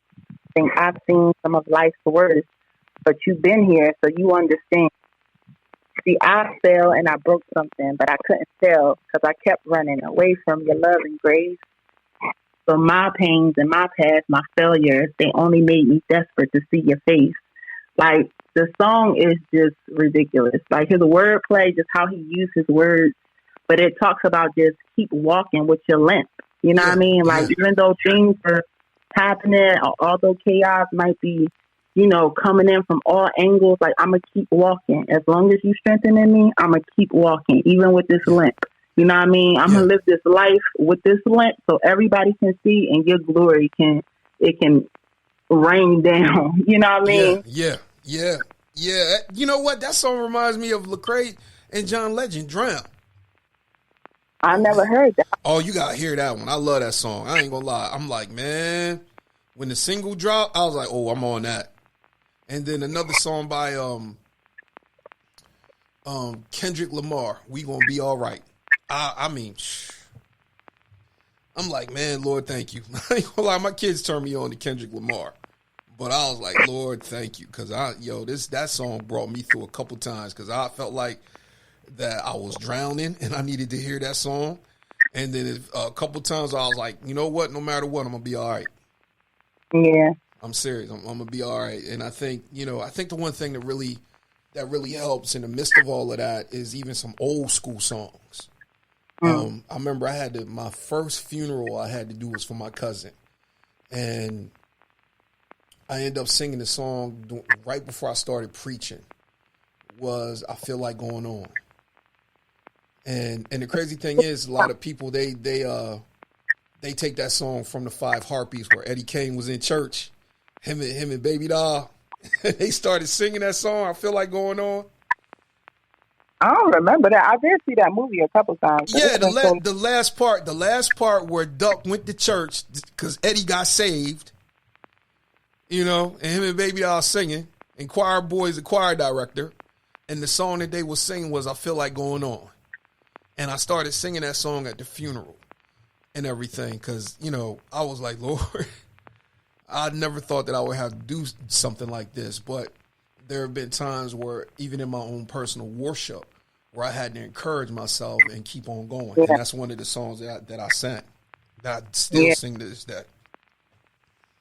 Yeah, another song comes to mind to me is Tasha Cobb, You Know My Name. Yeah. That song is always been an uplifter for me. Like, just to remember, you know, and then I remember dreams that I was given, you know, just remembering those dreams and listening to that song and just knowing for a fact, regardless of what's going on, like, God knows my name. Like, I have kingdom rights and heaven agrees with me at the end of the day. Like, and I have unlimited resources from heaven. Yeah. Like, I have a whole heavenly community that backs me up. Yes. You feel me? And they know my name and they encourage, you know what I mean? They rooting for me. Yes. Like, it's just, like you said, it's a matter of encouraging yourself. That is what the pandemic has taught me, to encourage myself, because when sometimes you're going to be closed in. Yeah. Even with these snowstorms that just passed, I'm like, man, Lord, I got to buy some salt today. I'm like, man, they talking about it's supposed to snow again on Monday. I'm like, man, I've been home since Thursday. A couple times next week, ain't it? Yeah, I'm like, oh my God, man. I'm like, Lord, I can't wait till spring get here. Well, that's right. May, I'm a May baby, so I can't wait to here too. Yeah, I just, you know, and my heart goes out to the people in Texas because they never could ever fathom that something like that would ever happen in Texas. Yeah. I'm serious. And I think that's what gets me about us here in Delaware. Because, you know, sometimes people say, oh yeah, this is a small state, ain't nothing never going to happen here. Don't ever think like that. Don't ever think that, you know, oh, it can never happen here. I'm like, nah, we can't have that attitude. We always have to be prepared because you never know. Mm-hmm.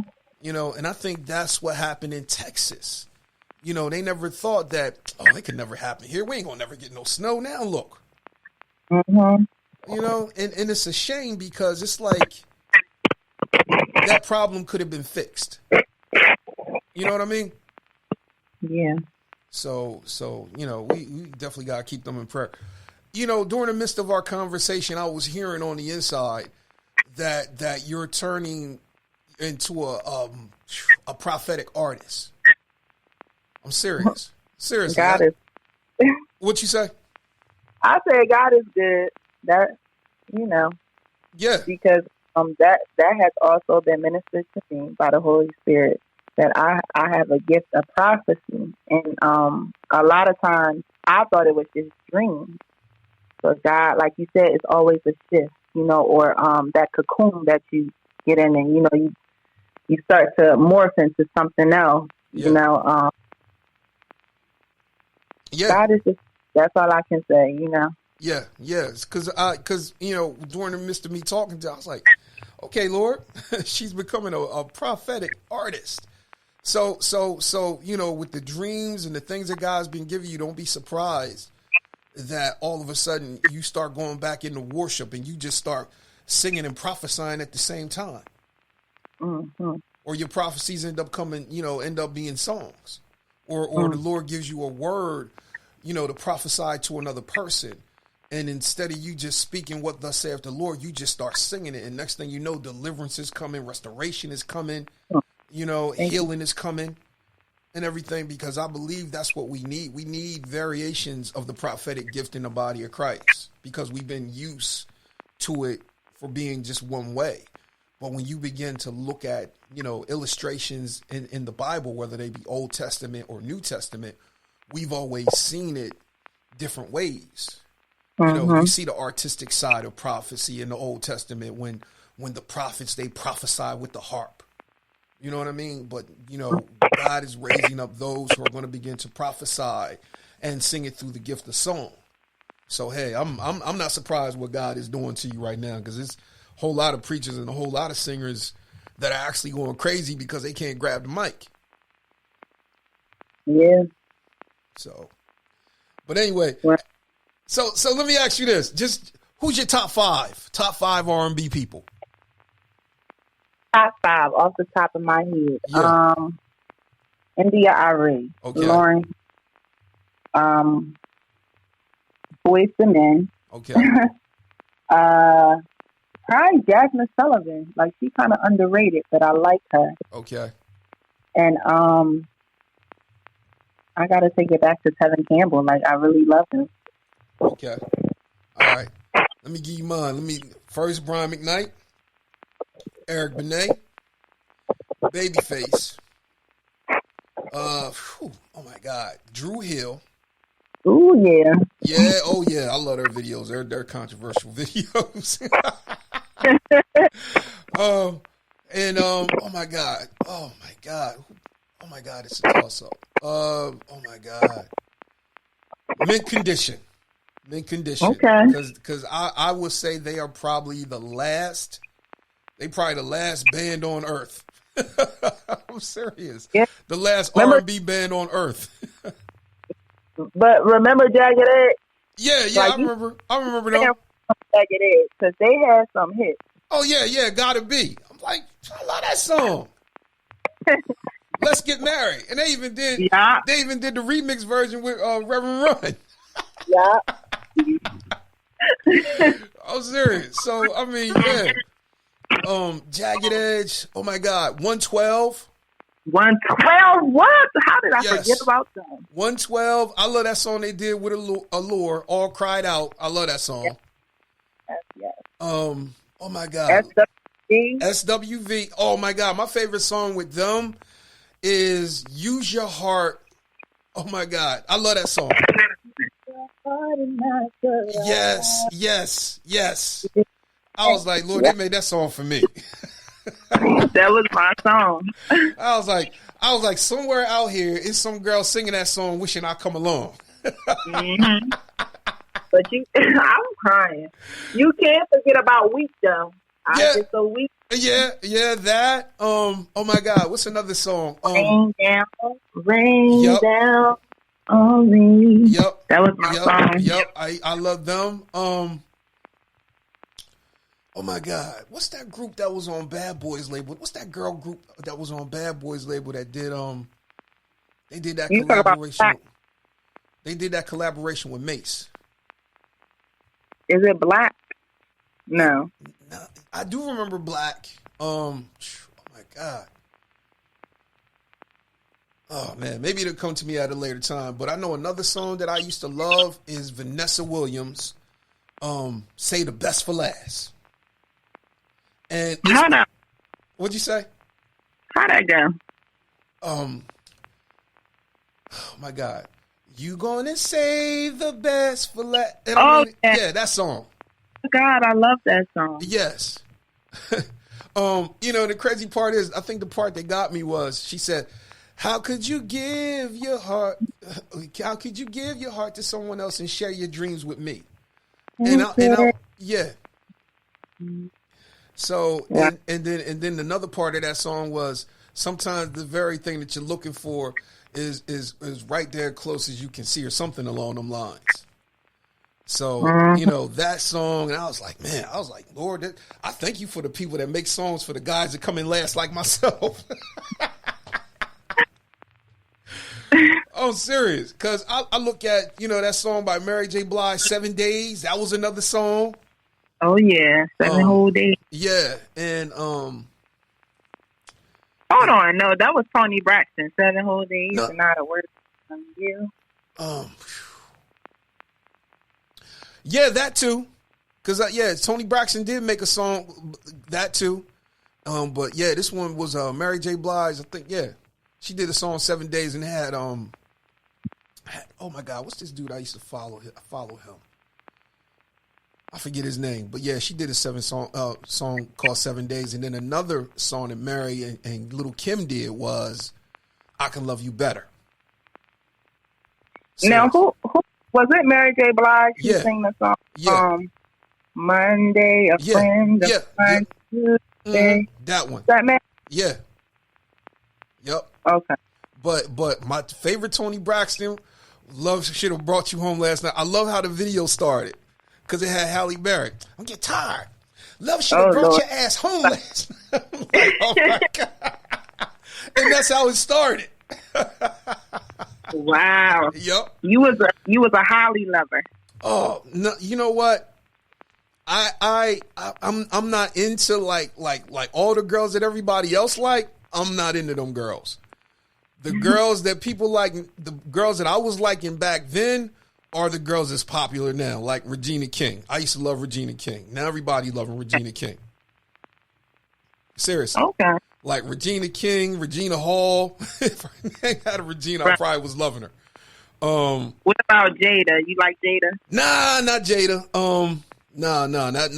Not after what she did to Will in that entanglement. I'm sorry.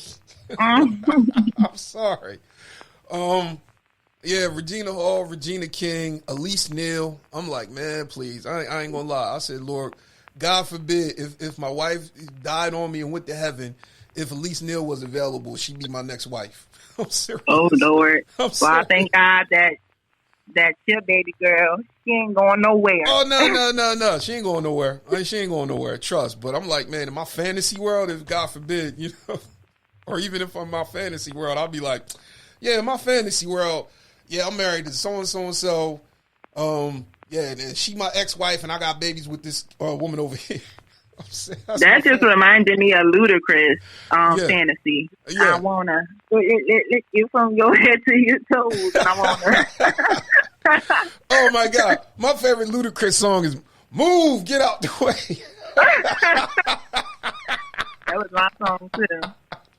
Remember Nelly in the St. Louis? Oh, yeah. Oh, my favorite song, him and Puff Daddy. Oh, my God. Shake Your Tail Feather. That's my favorite. Looking like Air Force One. Yo. Remember that song? Oh, yeah. But you know what? The thing that gets me with, I'm like, man, Negro, how'd you break up with Ashanti? I think that she may be one of, like, 3 or maybe even 2 artist that is just all natural. Like, I don't think she had like surgery done or nothing like that. Yeah, and I'm like, man, she all over Instagram. I'm like, man, dude, I'm like, man, I know you. I don't get it. I'm serious, I don't get it. See, I don't have an Instagram. I gotta get an Instagram. Yeah, I think, man, that's the thing that gets me, because I'm like, dude, man, y'all could have been married. Like, y'all could have been Jay-Z and Beyonce before them. I'm serious. Hey. But, you know, hey, you never know. Stuff happens. Exactly. Yeah, stuff happens. I'm trying to think. What's another artist? Oh, my God. Genuine. Genuine. I used to love some Genuine. I'm serious. I used to love some Genuine. I'm like, man.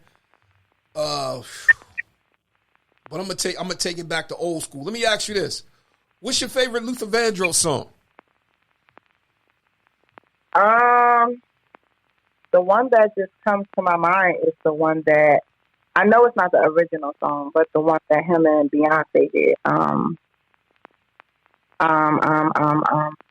What is it? It's right on the tip of my tongue. Okay, because I know the one song that Dum, dum, dum, dum. The closer I get to Oh yeah. What's the name did that song? Donny Hathaway. Yeah, Donny Hathaway did that song. Probably my favorite Luther song is, oh my God, there's so many. Don't Want to Be a Fool. Oh my God. And I rather have bad times with you than good times with some. Yeah, that one. Yeah. And I ain't gonna lie, man. It's so many Stevie Wonder songs out here that I could think of. I'm like, man, I think probably my favorite Stevie Wonder song will probably be "Blame It on the Sun." Serious. When I listen to that song, that song. When you listen to the lyrics, I'm like, wow, man, that it'll have you thinking. It's just like Prince's song, "The Beautiful Ones." It's a good song, but when you really listen to the lyrics, you be like, damn, that is so much me. I'm serious, because he says a part in that song, "The beautiful ones always make you break the picture." And I'm thinking to myself like, that. How many pictures have I broken? How many times have I flung stuff across the room with somebody else's face on it?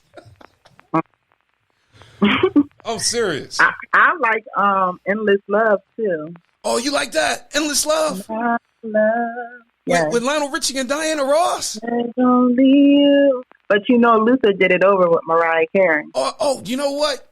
Oh my God. You know what? I totally forgot about that. Wow. So let me ask you this. Did you listen to both versions? Yeah. Okay. So which one you prefer? I prefer Luther. Okay. You prefer Luther. I totally get it, because it's two variations of songs that were done by different artists. This song is called Redemption Song. One is by Bob Marley and the other one is by Stevie Wonder. Stevie Wonder, he owned that song. I'm serious. He took it from Bob and redid it. I'm serious. So sometimes I think it's always better. Yeah. So, but I ain't gonna lie. I think when 112 did All Cried Out, I was like, I don't know if y'all should touch that one. When 112 and the Lord did it, because when Lisa and Full Force did it, I'm like, yeah, I don't know, y'all. I gotta hear the original one. Oh yeah, you gotta hear it. You definitely gotta hear it, because I love that Allure song. I love it. Yeah, I'm serious. You definitely, yeah. You know what? When you listen to it, text me back. Let me know which one is best. Because I ain't gonna lie, if I was a betting man, I put all my money on the original. Seriously, because I done listen to both, and I'm like, oh man, I don't know, man. Yeah, they good, but I'm sorry. That's just like Sam Cooke. It's just like Sam Cooke, a change gonna come. I'm like, man, can't nobody touch Sam on that song? I don't care who you are. I'm serious. That's a good song. That song don't need to be remade at all. No. Seriously. That's just like Donny Hathaway's song, It's Christmas. I'm like, yo, man, y'all better leave that song alone. I don't know. I kind of like Chris Brown little rendition. For real? Rendition of it. You like I do. I love Chris Brown. Oh, you love Chris Brown? Oh my God. I always had the biggest crush on Chris Brown until he dyed his hair blonde. And I was like, what is he doing? Wow. Yeah. Well, you know what? I love Chris Brown. I didn't like the fact that they killed him in what was that movie? Him and Columbus Short. They was dancers. He got killed right in the beginning of the movie. Stomp the yard. Yep. Stomp the yard. Stomp the yard. I'm like, really? I paid my money for this and y'all I was mad. That was his little breakthrough, in the big screen type thing. Yeah. Yeah. And oh my God. I think, I'm trying to think, what's my favorite Chris Brown song? But I ain't gonna lie, he been on so many remixes. I'm like, Lord, it seemed like, man, he be all over the remix. I'm serious. There's so many songs with him. And I'm like, okay, is this the original or is this the remix? Right. That's not that dude, though. He been running it for a long time. Oh, yeah, he been running it for a while. He definitely been running it for a while. So let me ask you this. What about Usher? What about Usher songs? Ooh, Usher. Yes. Taking it all the way back to, songs back in the day, all the way to the current ones. I love Usher. Yeah, you know what? One of his songs that got me through was "You Don't Have to Call." It's okay. Yep, you don't have to call. It's okay, because I'm like, yeah, that's me. But yeah, and then "Let It Burn." I'm like, oh my God. Oh yeah. I'm like, Lord, how many times did I had to let it burn? How many times? I'm like, oh man, I let it burn so many times. I should be smelling like smoke. Right, whole chimney over there. So, hey, I ain't gonna lie. I'm lucky. No, serious. I'm lucky I didn't have a fireplace. I'm serious, because if I would have had a fireplace, my neighbor's been calling like, he got all this smoke coming out of his chimney. Yo, let's call the fire department. Make sure his house ain't on fire. Nah, Mr. Police. Officers. I was just burning up some old pictures. But I'm not gonna lie. It's just, I'm being honest, because that was always been a deficit in my life. I'm like, I ain't gonna lie, Sister Michelle, I couldn't pick them. You could blindfold me, take my hand, and put it on the girl's shoulder, and she still be the wrong one. That's how bad it was. Yeah, you and me both. Seriously. That's why I am not dating. What? For real? I'm not dating. You waiting on God. That's what you waiting on. I'm waiting on God. I'm not dating. I am not talking to anyone on that type time at all. Like, I am super dedicated to self-care, me, my children, but first and foremost, God. Okay. Hey, I can respect that. Let me give you some applause. Because I felt you all the way when you said that. Like, I've done a horrible job picking, and it's always been that what I like to see, rather than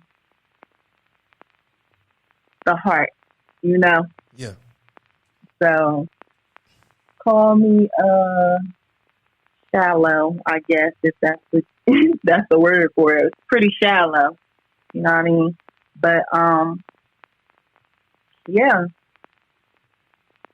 that's pretty much what it is. I'm just not dating at this point. Oh, okay, all right. Hey, I can respect that. I'm serious, because I think the one thing with me was, I never really gave myself time to heal. And when I really came to the conclusion of, you know what, I need to chill. God really began to really do something in me, because, it was almost like it was something in me that was like, got to keep going. I don't care. And the crazy thing is, you don't want to be, I didn't want to be like that Tupac song. I didn't want to be a sucker for love. Right. You know what I mean? I didn't want to be that. I didn't want to, I didn't want to be like that anymore. I'm like, Lord, I'm tired of being a sucker. I'm tired of every time, I'm hearing that song playing in my head, what you won't do for love. I'm like, oh man, I'm tired of that, man.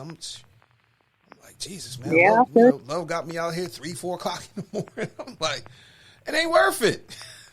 it's really not, you know? Yeah, it ain't Especially worth it. when people don't love you the same way that you love them. And you know what? I think that's even kind of wrong for us to think that someone can love us the same way that we love them, because everybody wasn't raised like you. Everybody don't love the same. You know, I think it's up to us to learn that person's love language and to accept some things with that other person, you know, see if you can deal with it, you know, accept those things, work on those things together and keep it pushing, you know? Yeah, exactly. But exactly. I think we look all in the wrong place. We got this idea of it that we hold people to, and then we punish people when they don't live up to our standards. And we punish ourselves, too.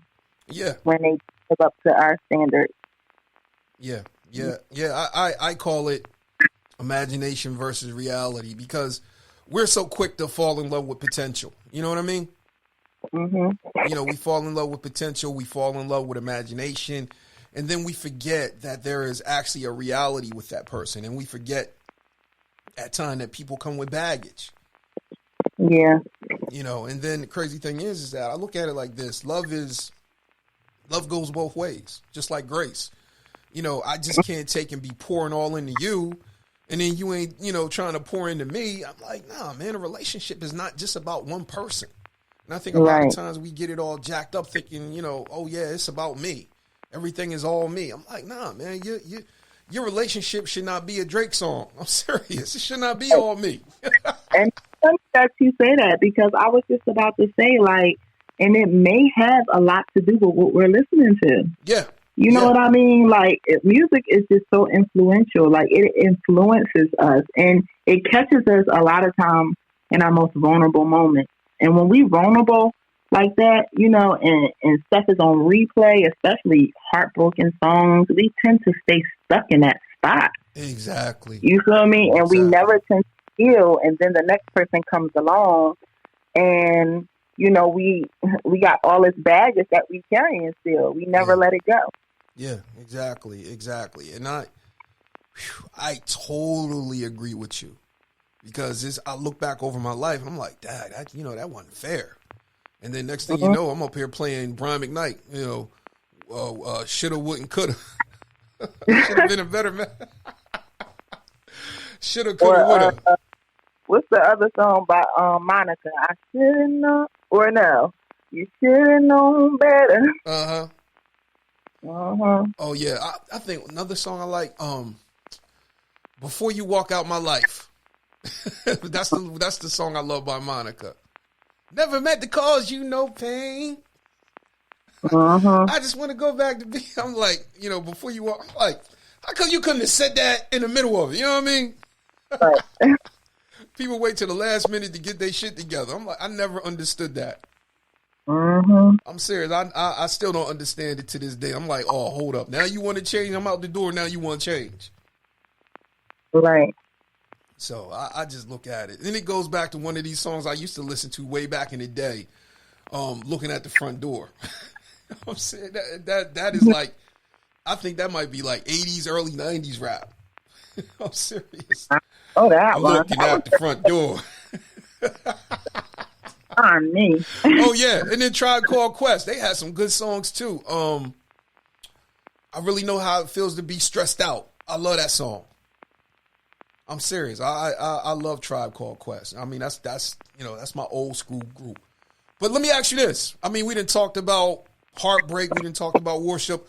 What's the song that you gonna get married off of when you do find the right one, or the right one finds you?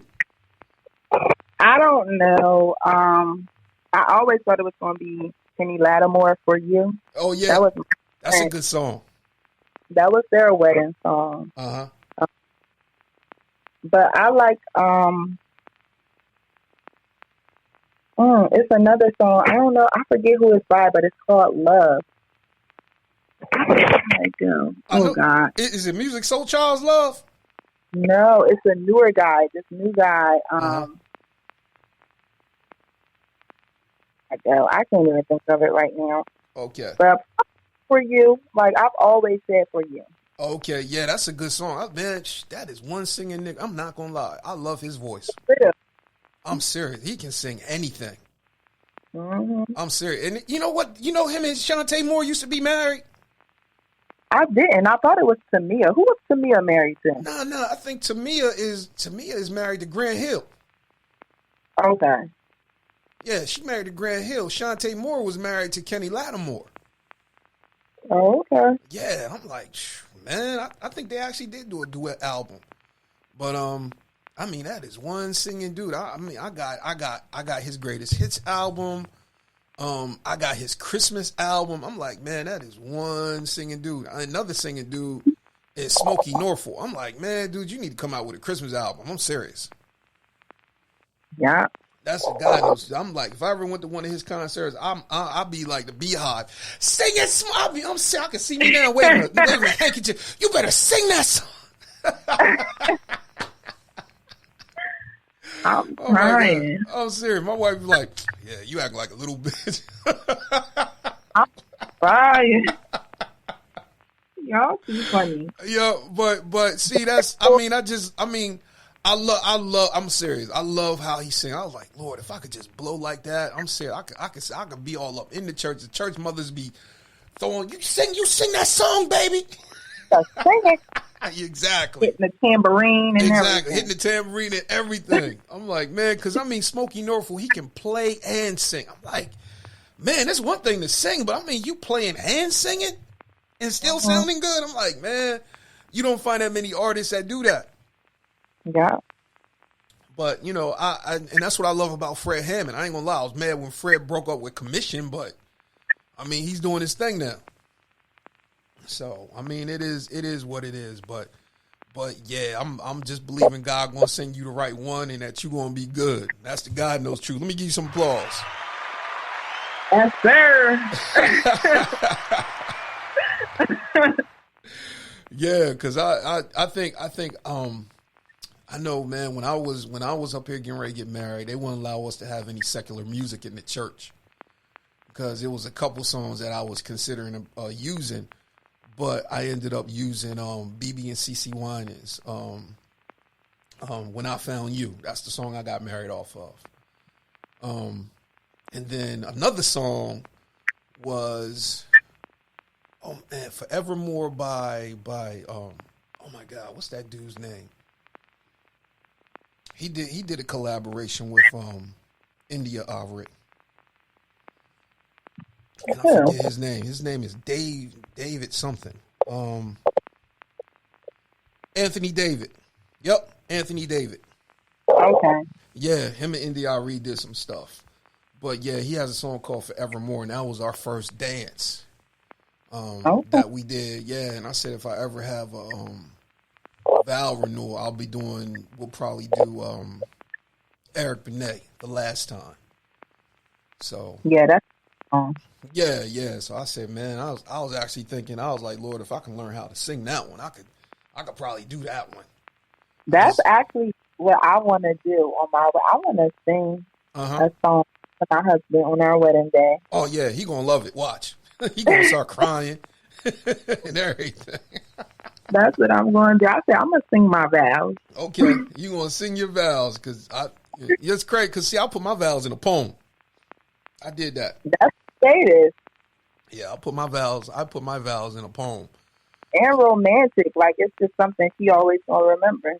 Oh yeah, the crazy part is that it was a whole lot of people came to our wedding. They was up here crying.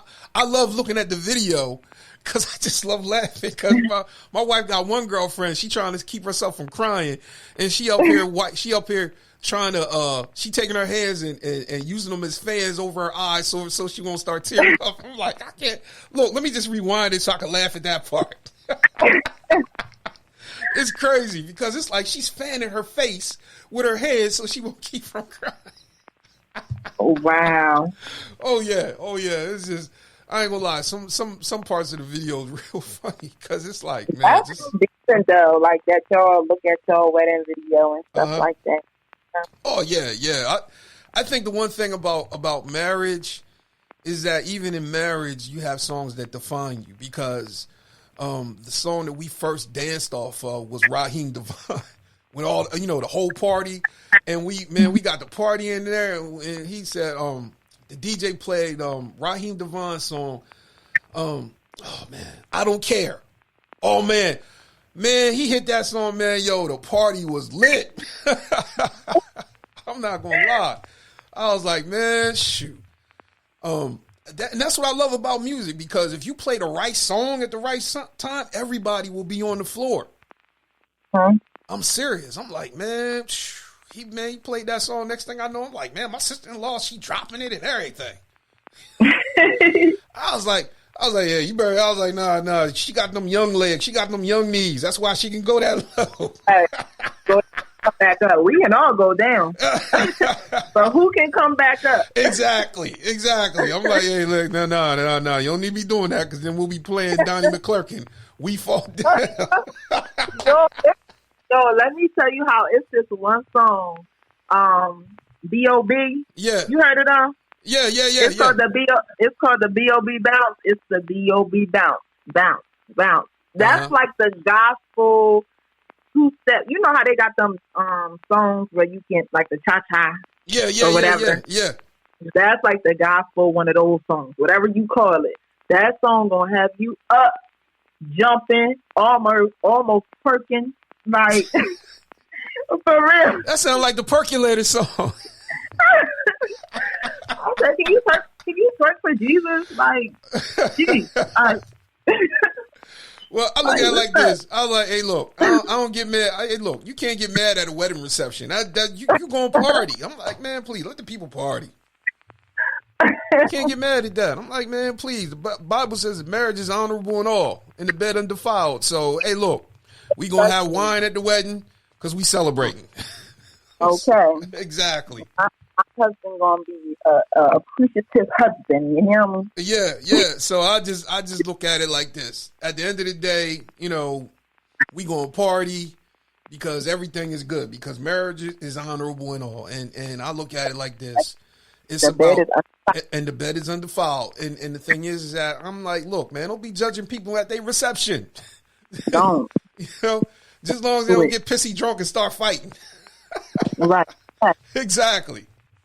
You know what I mean? So I just look at it. Yeah, even with the reception, I'm like, well, yeah, you just make sure it's just all your family. Don't be bringing so-called exes up in that piece, because we don't want no fights. Oh, wow. I'm serious. Oh yeah. Because I'm like, yeah, you never know who might walk in y'all reception hall, so you just make sure. Seriously, even the wedding part, because you seen them shows. Anybody think this couple should be married? Speak now, if ever you hold your peace. And here come Dwayne Wayne. Everybody always think about, I would have fought for Whitley, but I'm like, what about the dude that she left? What if nobody ever think about him? I'm serious. Nobody ever think about the dude that she left to go with him, to go with Dwayne Wayne. I'm like, oh, man, he got his heart broke. But that reminds me of a song too. Donnell Jones. What'd you say? Well, she was with another dude before him. Yeah, she was. She was getting ready to marry him, and Dwayne, he broke on the wedding. He broke in on him. So that was his. Yeah, I mean, I look at it. That was his woman, and I mean, I totally get what you gotta do. But nobody ever thinks about the other dude. Nobody ever thinks about the dude that you leave at the altar. Yeah. I totally get it. All this. Before you get there. Yeah. So I mean, y'all should have all that figured out. Seriously, you shouldn't. You should not. You should not be breaking up the day of the wedding. You shouldn't be. Now, granted, if it happens, I totally get it. You might be missing a bullet, but I believe that you should know way ahead before time. Not unless you get some knowledge that you never knew about. Like if that person come out the closet with some stuff, that's totally different. Right. But if you just you a runaway bride, I'm like, nah, man, y'all could have had that hashed out months ago.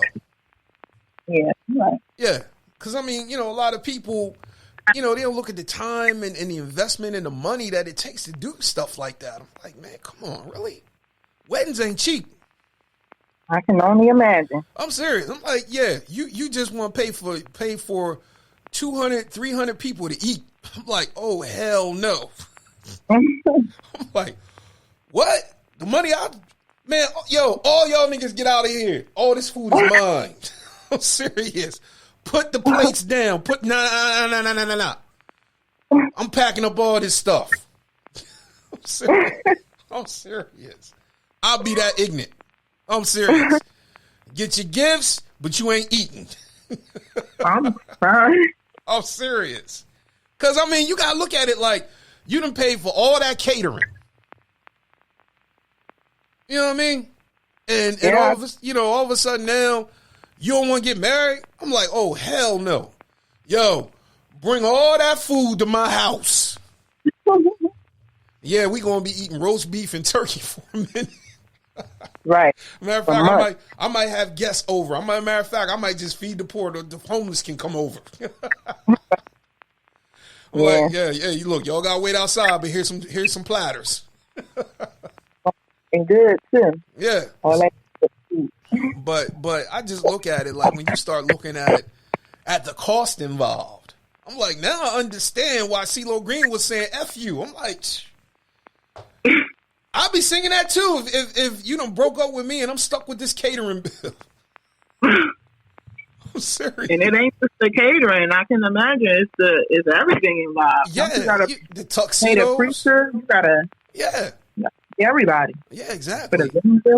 But I think the fact that the preacher ain't marry you, he might be lenient, but the caterer, the DJ, they got their money. Or now, unless you want to be like, let's go ahead party. But I've seen people, they thrown divorce parties, or they found out that so and so was cheating on them, and they throw that type. I'm like, I don't know if I can party like that. I'm serious. I don't know if I can do it. But I just pray, man, that those that listen to this episode, make sure that you're sure. And that's a Stevie Wonder song. Make sure that you're sure. Yes. Seriously, because, the one thing I'm going to say is this. Marriage is the closest thing to heaven or hell that you ever going to experience on earth. Serious. Wow. Those are powerful words. Yeah, seriously. Marriage, you can have a marriage that's like heaven, or you can have a marriage that's like hell. But the thing is that, the one thing about marriage, even Christian marriage, I will say this, is that you are not exempt from life. Christian marriage does not exempt you from life. You got to work the Christian principles. You got to work your faith so that you can overcome in every season of life. Because I ain't going to lie, like the same dude that you marry on wedding day, he's not going to be the same dude 10 years from now. Seriously. When you start having kids, you going to change. You know what I mean? You're going to change, with the kids that you got, because you raising kids, you birthing kids, you being a wife and a mother. You're not going to be the same woman that you were on wedding day 10 years from now. Because, everybody, they evolve. So that's definitely one thing that a lot of people got to be aware of. And just because you saved don't mean you exempt from the problems of life. I'm like, nah, life going to come. The devil going to knock on your door straight up. Right. But you definitely got to be ready. So, hey, I just want to say thank you, Sister Michelle, for today. Absolutely. Anytime, Brother Leon. Anytime. No problem. I'm serious. I'm praying God that you're going to go far in the prophetic. That's the God knows truth. I'm serious. Because we definitely need some prophetesses. Wherever he leading, I'm willing. Oh yeah, definitely. So let me ask you this: are you at liberty to say what type of business you gonna be doing? I am actually I'm partnered with Amazon, so I don't know if you know Amazon deliveries that might come to your door. They offer partnerships, people to have their opportunity to own their own delivery company. Oh wow, that's gonna be great. Yep. So that is one. And the second, I did a cosmetic. It's a cosmetic product. It's a soap actually, that I made. It's 100% organic. It is all natural. I want to tell you more, but it's not all together. Okay. Yet. Okay. Well, hey, look, when everything is good, I got to get you back on here so you can promote it. Actually, it'll be good within, I just got the official name. I just got the website. The website is working. It's in the works right now. Okay. I'm just working on things, but come mid next month, about maybe the 15th or something like that, it'll be ready for me to broadcast 100%. Okay. Well, yeah, I definitely want to have you back on here because I know, man, I had Sister Joy on here, and now she's doing a product line and everything. Yeah. And it's a whole lot of other people that, they're coming out with their thing. So my thing is, I want to use this platform to use it as a way for God's people to get out here and promote their products, promote their businesses. Because that's what I believe that, we should be about. We should be about helping one another and making sure that people know what's out here. Because I look at it like this. Not only is it black business, but it's black Christian business. And that's how I look at it. Absolutely. We're a community, Yeah. We definitely get together. Yeah. So helping well going to help us. Oh, yeah. Yeah, exactly. Say that again. Can you repeat that again? Yeah, if we ain't helping us, who else is helping us? I got to give you some applause. Seriously. Absolutely. So, Sister Michelle, how can people follow you? Well, right now, like I said before, I am working on getting an Instagram and just other platforms. But right now, I'm just on Facebook. Okay. You can find me by my name, Michelle Carr. Also, I'll have more information on the website name, just because it includes the actual name of the product. So I'll give you more information on that a little later.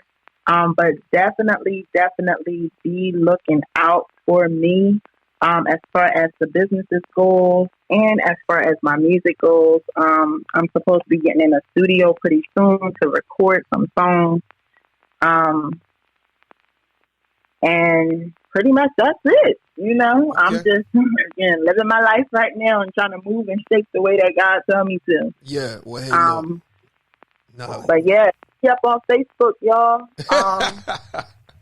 Facebook. Also, I am not exempt from taking donations, towards my business. My cash app is $Songbird. That's SONGBIRD 8719.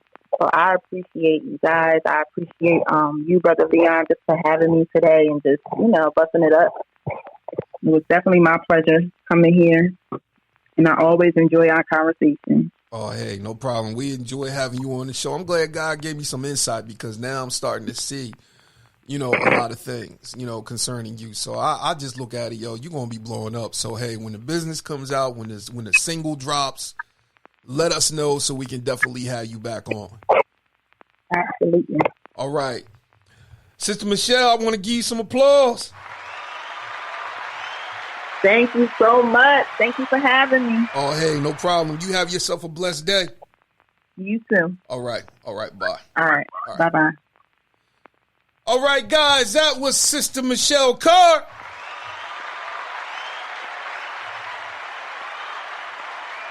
So I'm not going to lie, man. It was a pleasure speaking with her today. The one thing that I want you to take out of this interview as a takeaway is that God gives us music for certain seasons of life. And the one thing that I can say about seasons of life do change. But the one thing about those seasons, no season ever lasts forever. So you can have a good season, but that season is not going to last forever. You can have a bad season, but that season is not going to last forever. So the one thing that I want you to take away from this interview is that there are songs that help you through each season of life, and God will give you strength for the adversity of that day. And so that's the one thing that I want you to know is that God, He will give you strength for the day. God will give you strength for the season.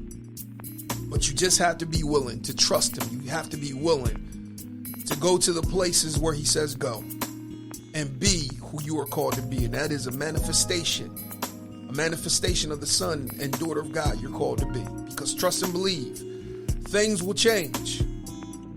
You'll have different streams of income. You'll have different callings on your life. But you as a son of God, you will always be a son of God. You as a daughter of God, you will always be a daughter of God. And that's the one thing that I love about God and his children. So, hey, I am expecting great things from Sister Michelle Carr because she is a child of God. And with that, guys,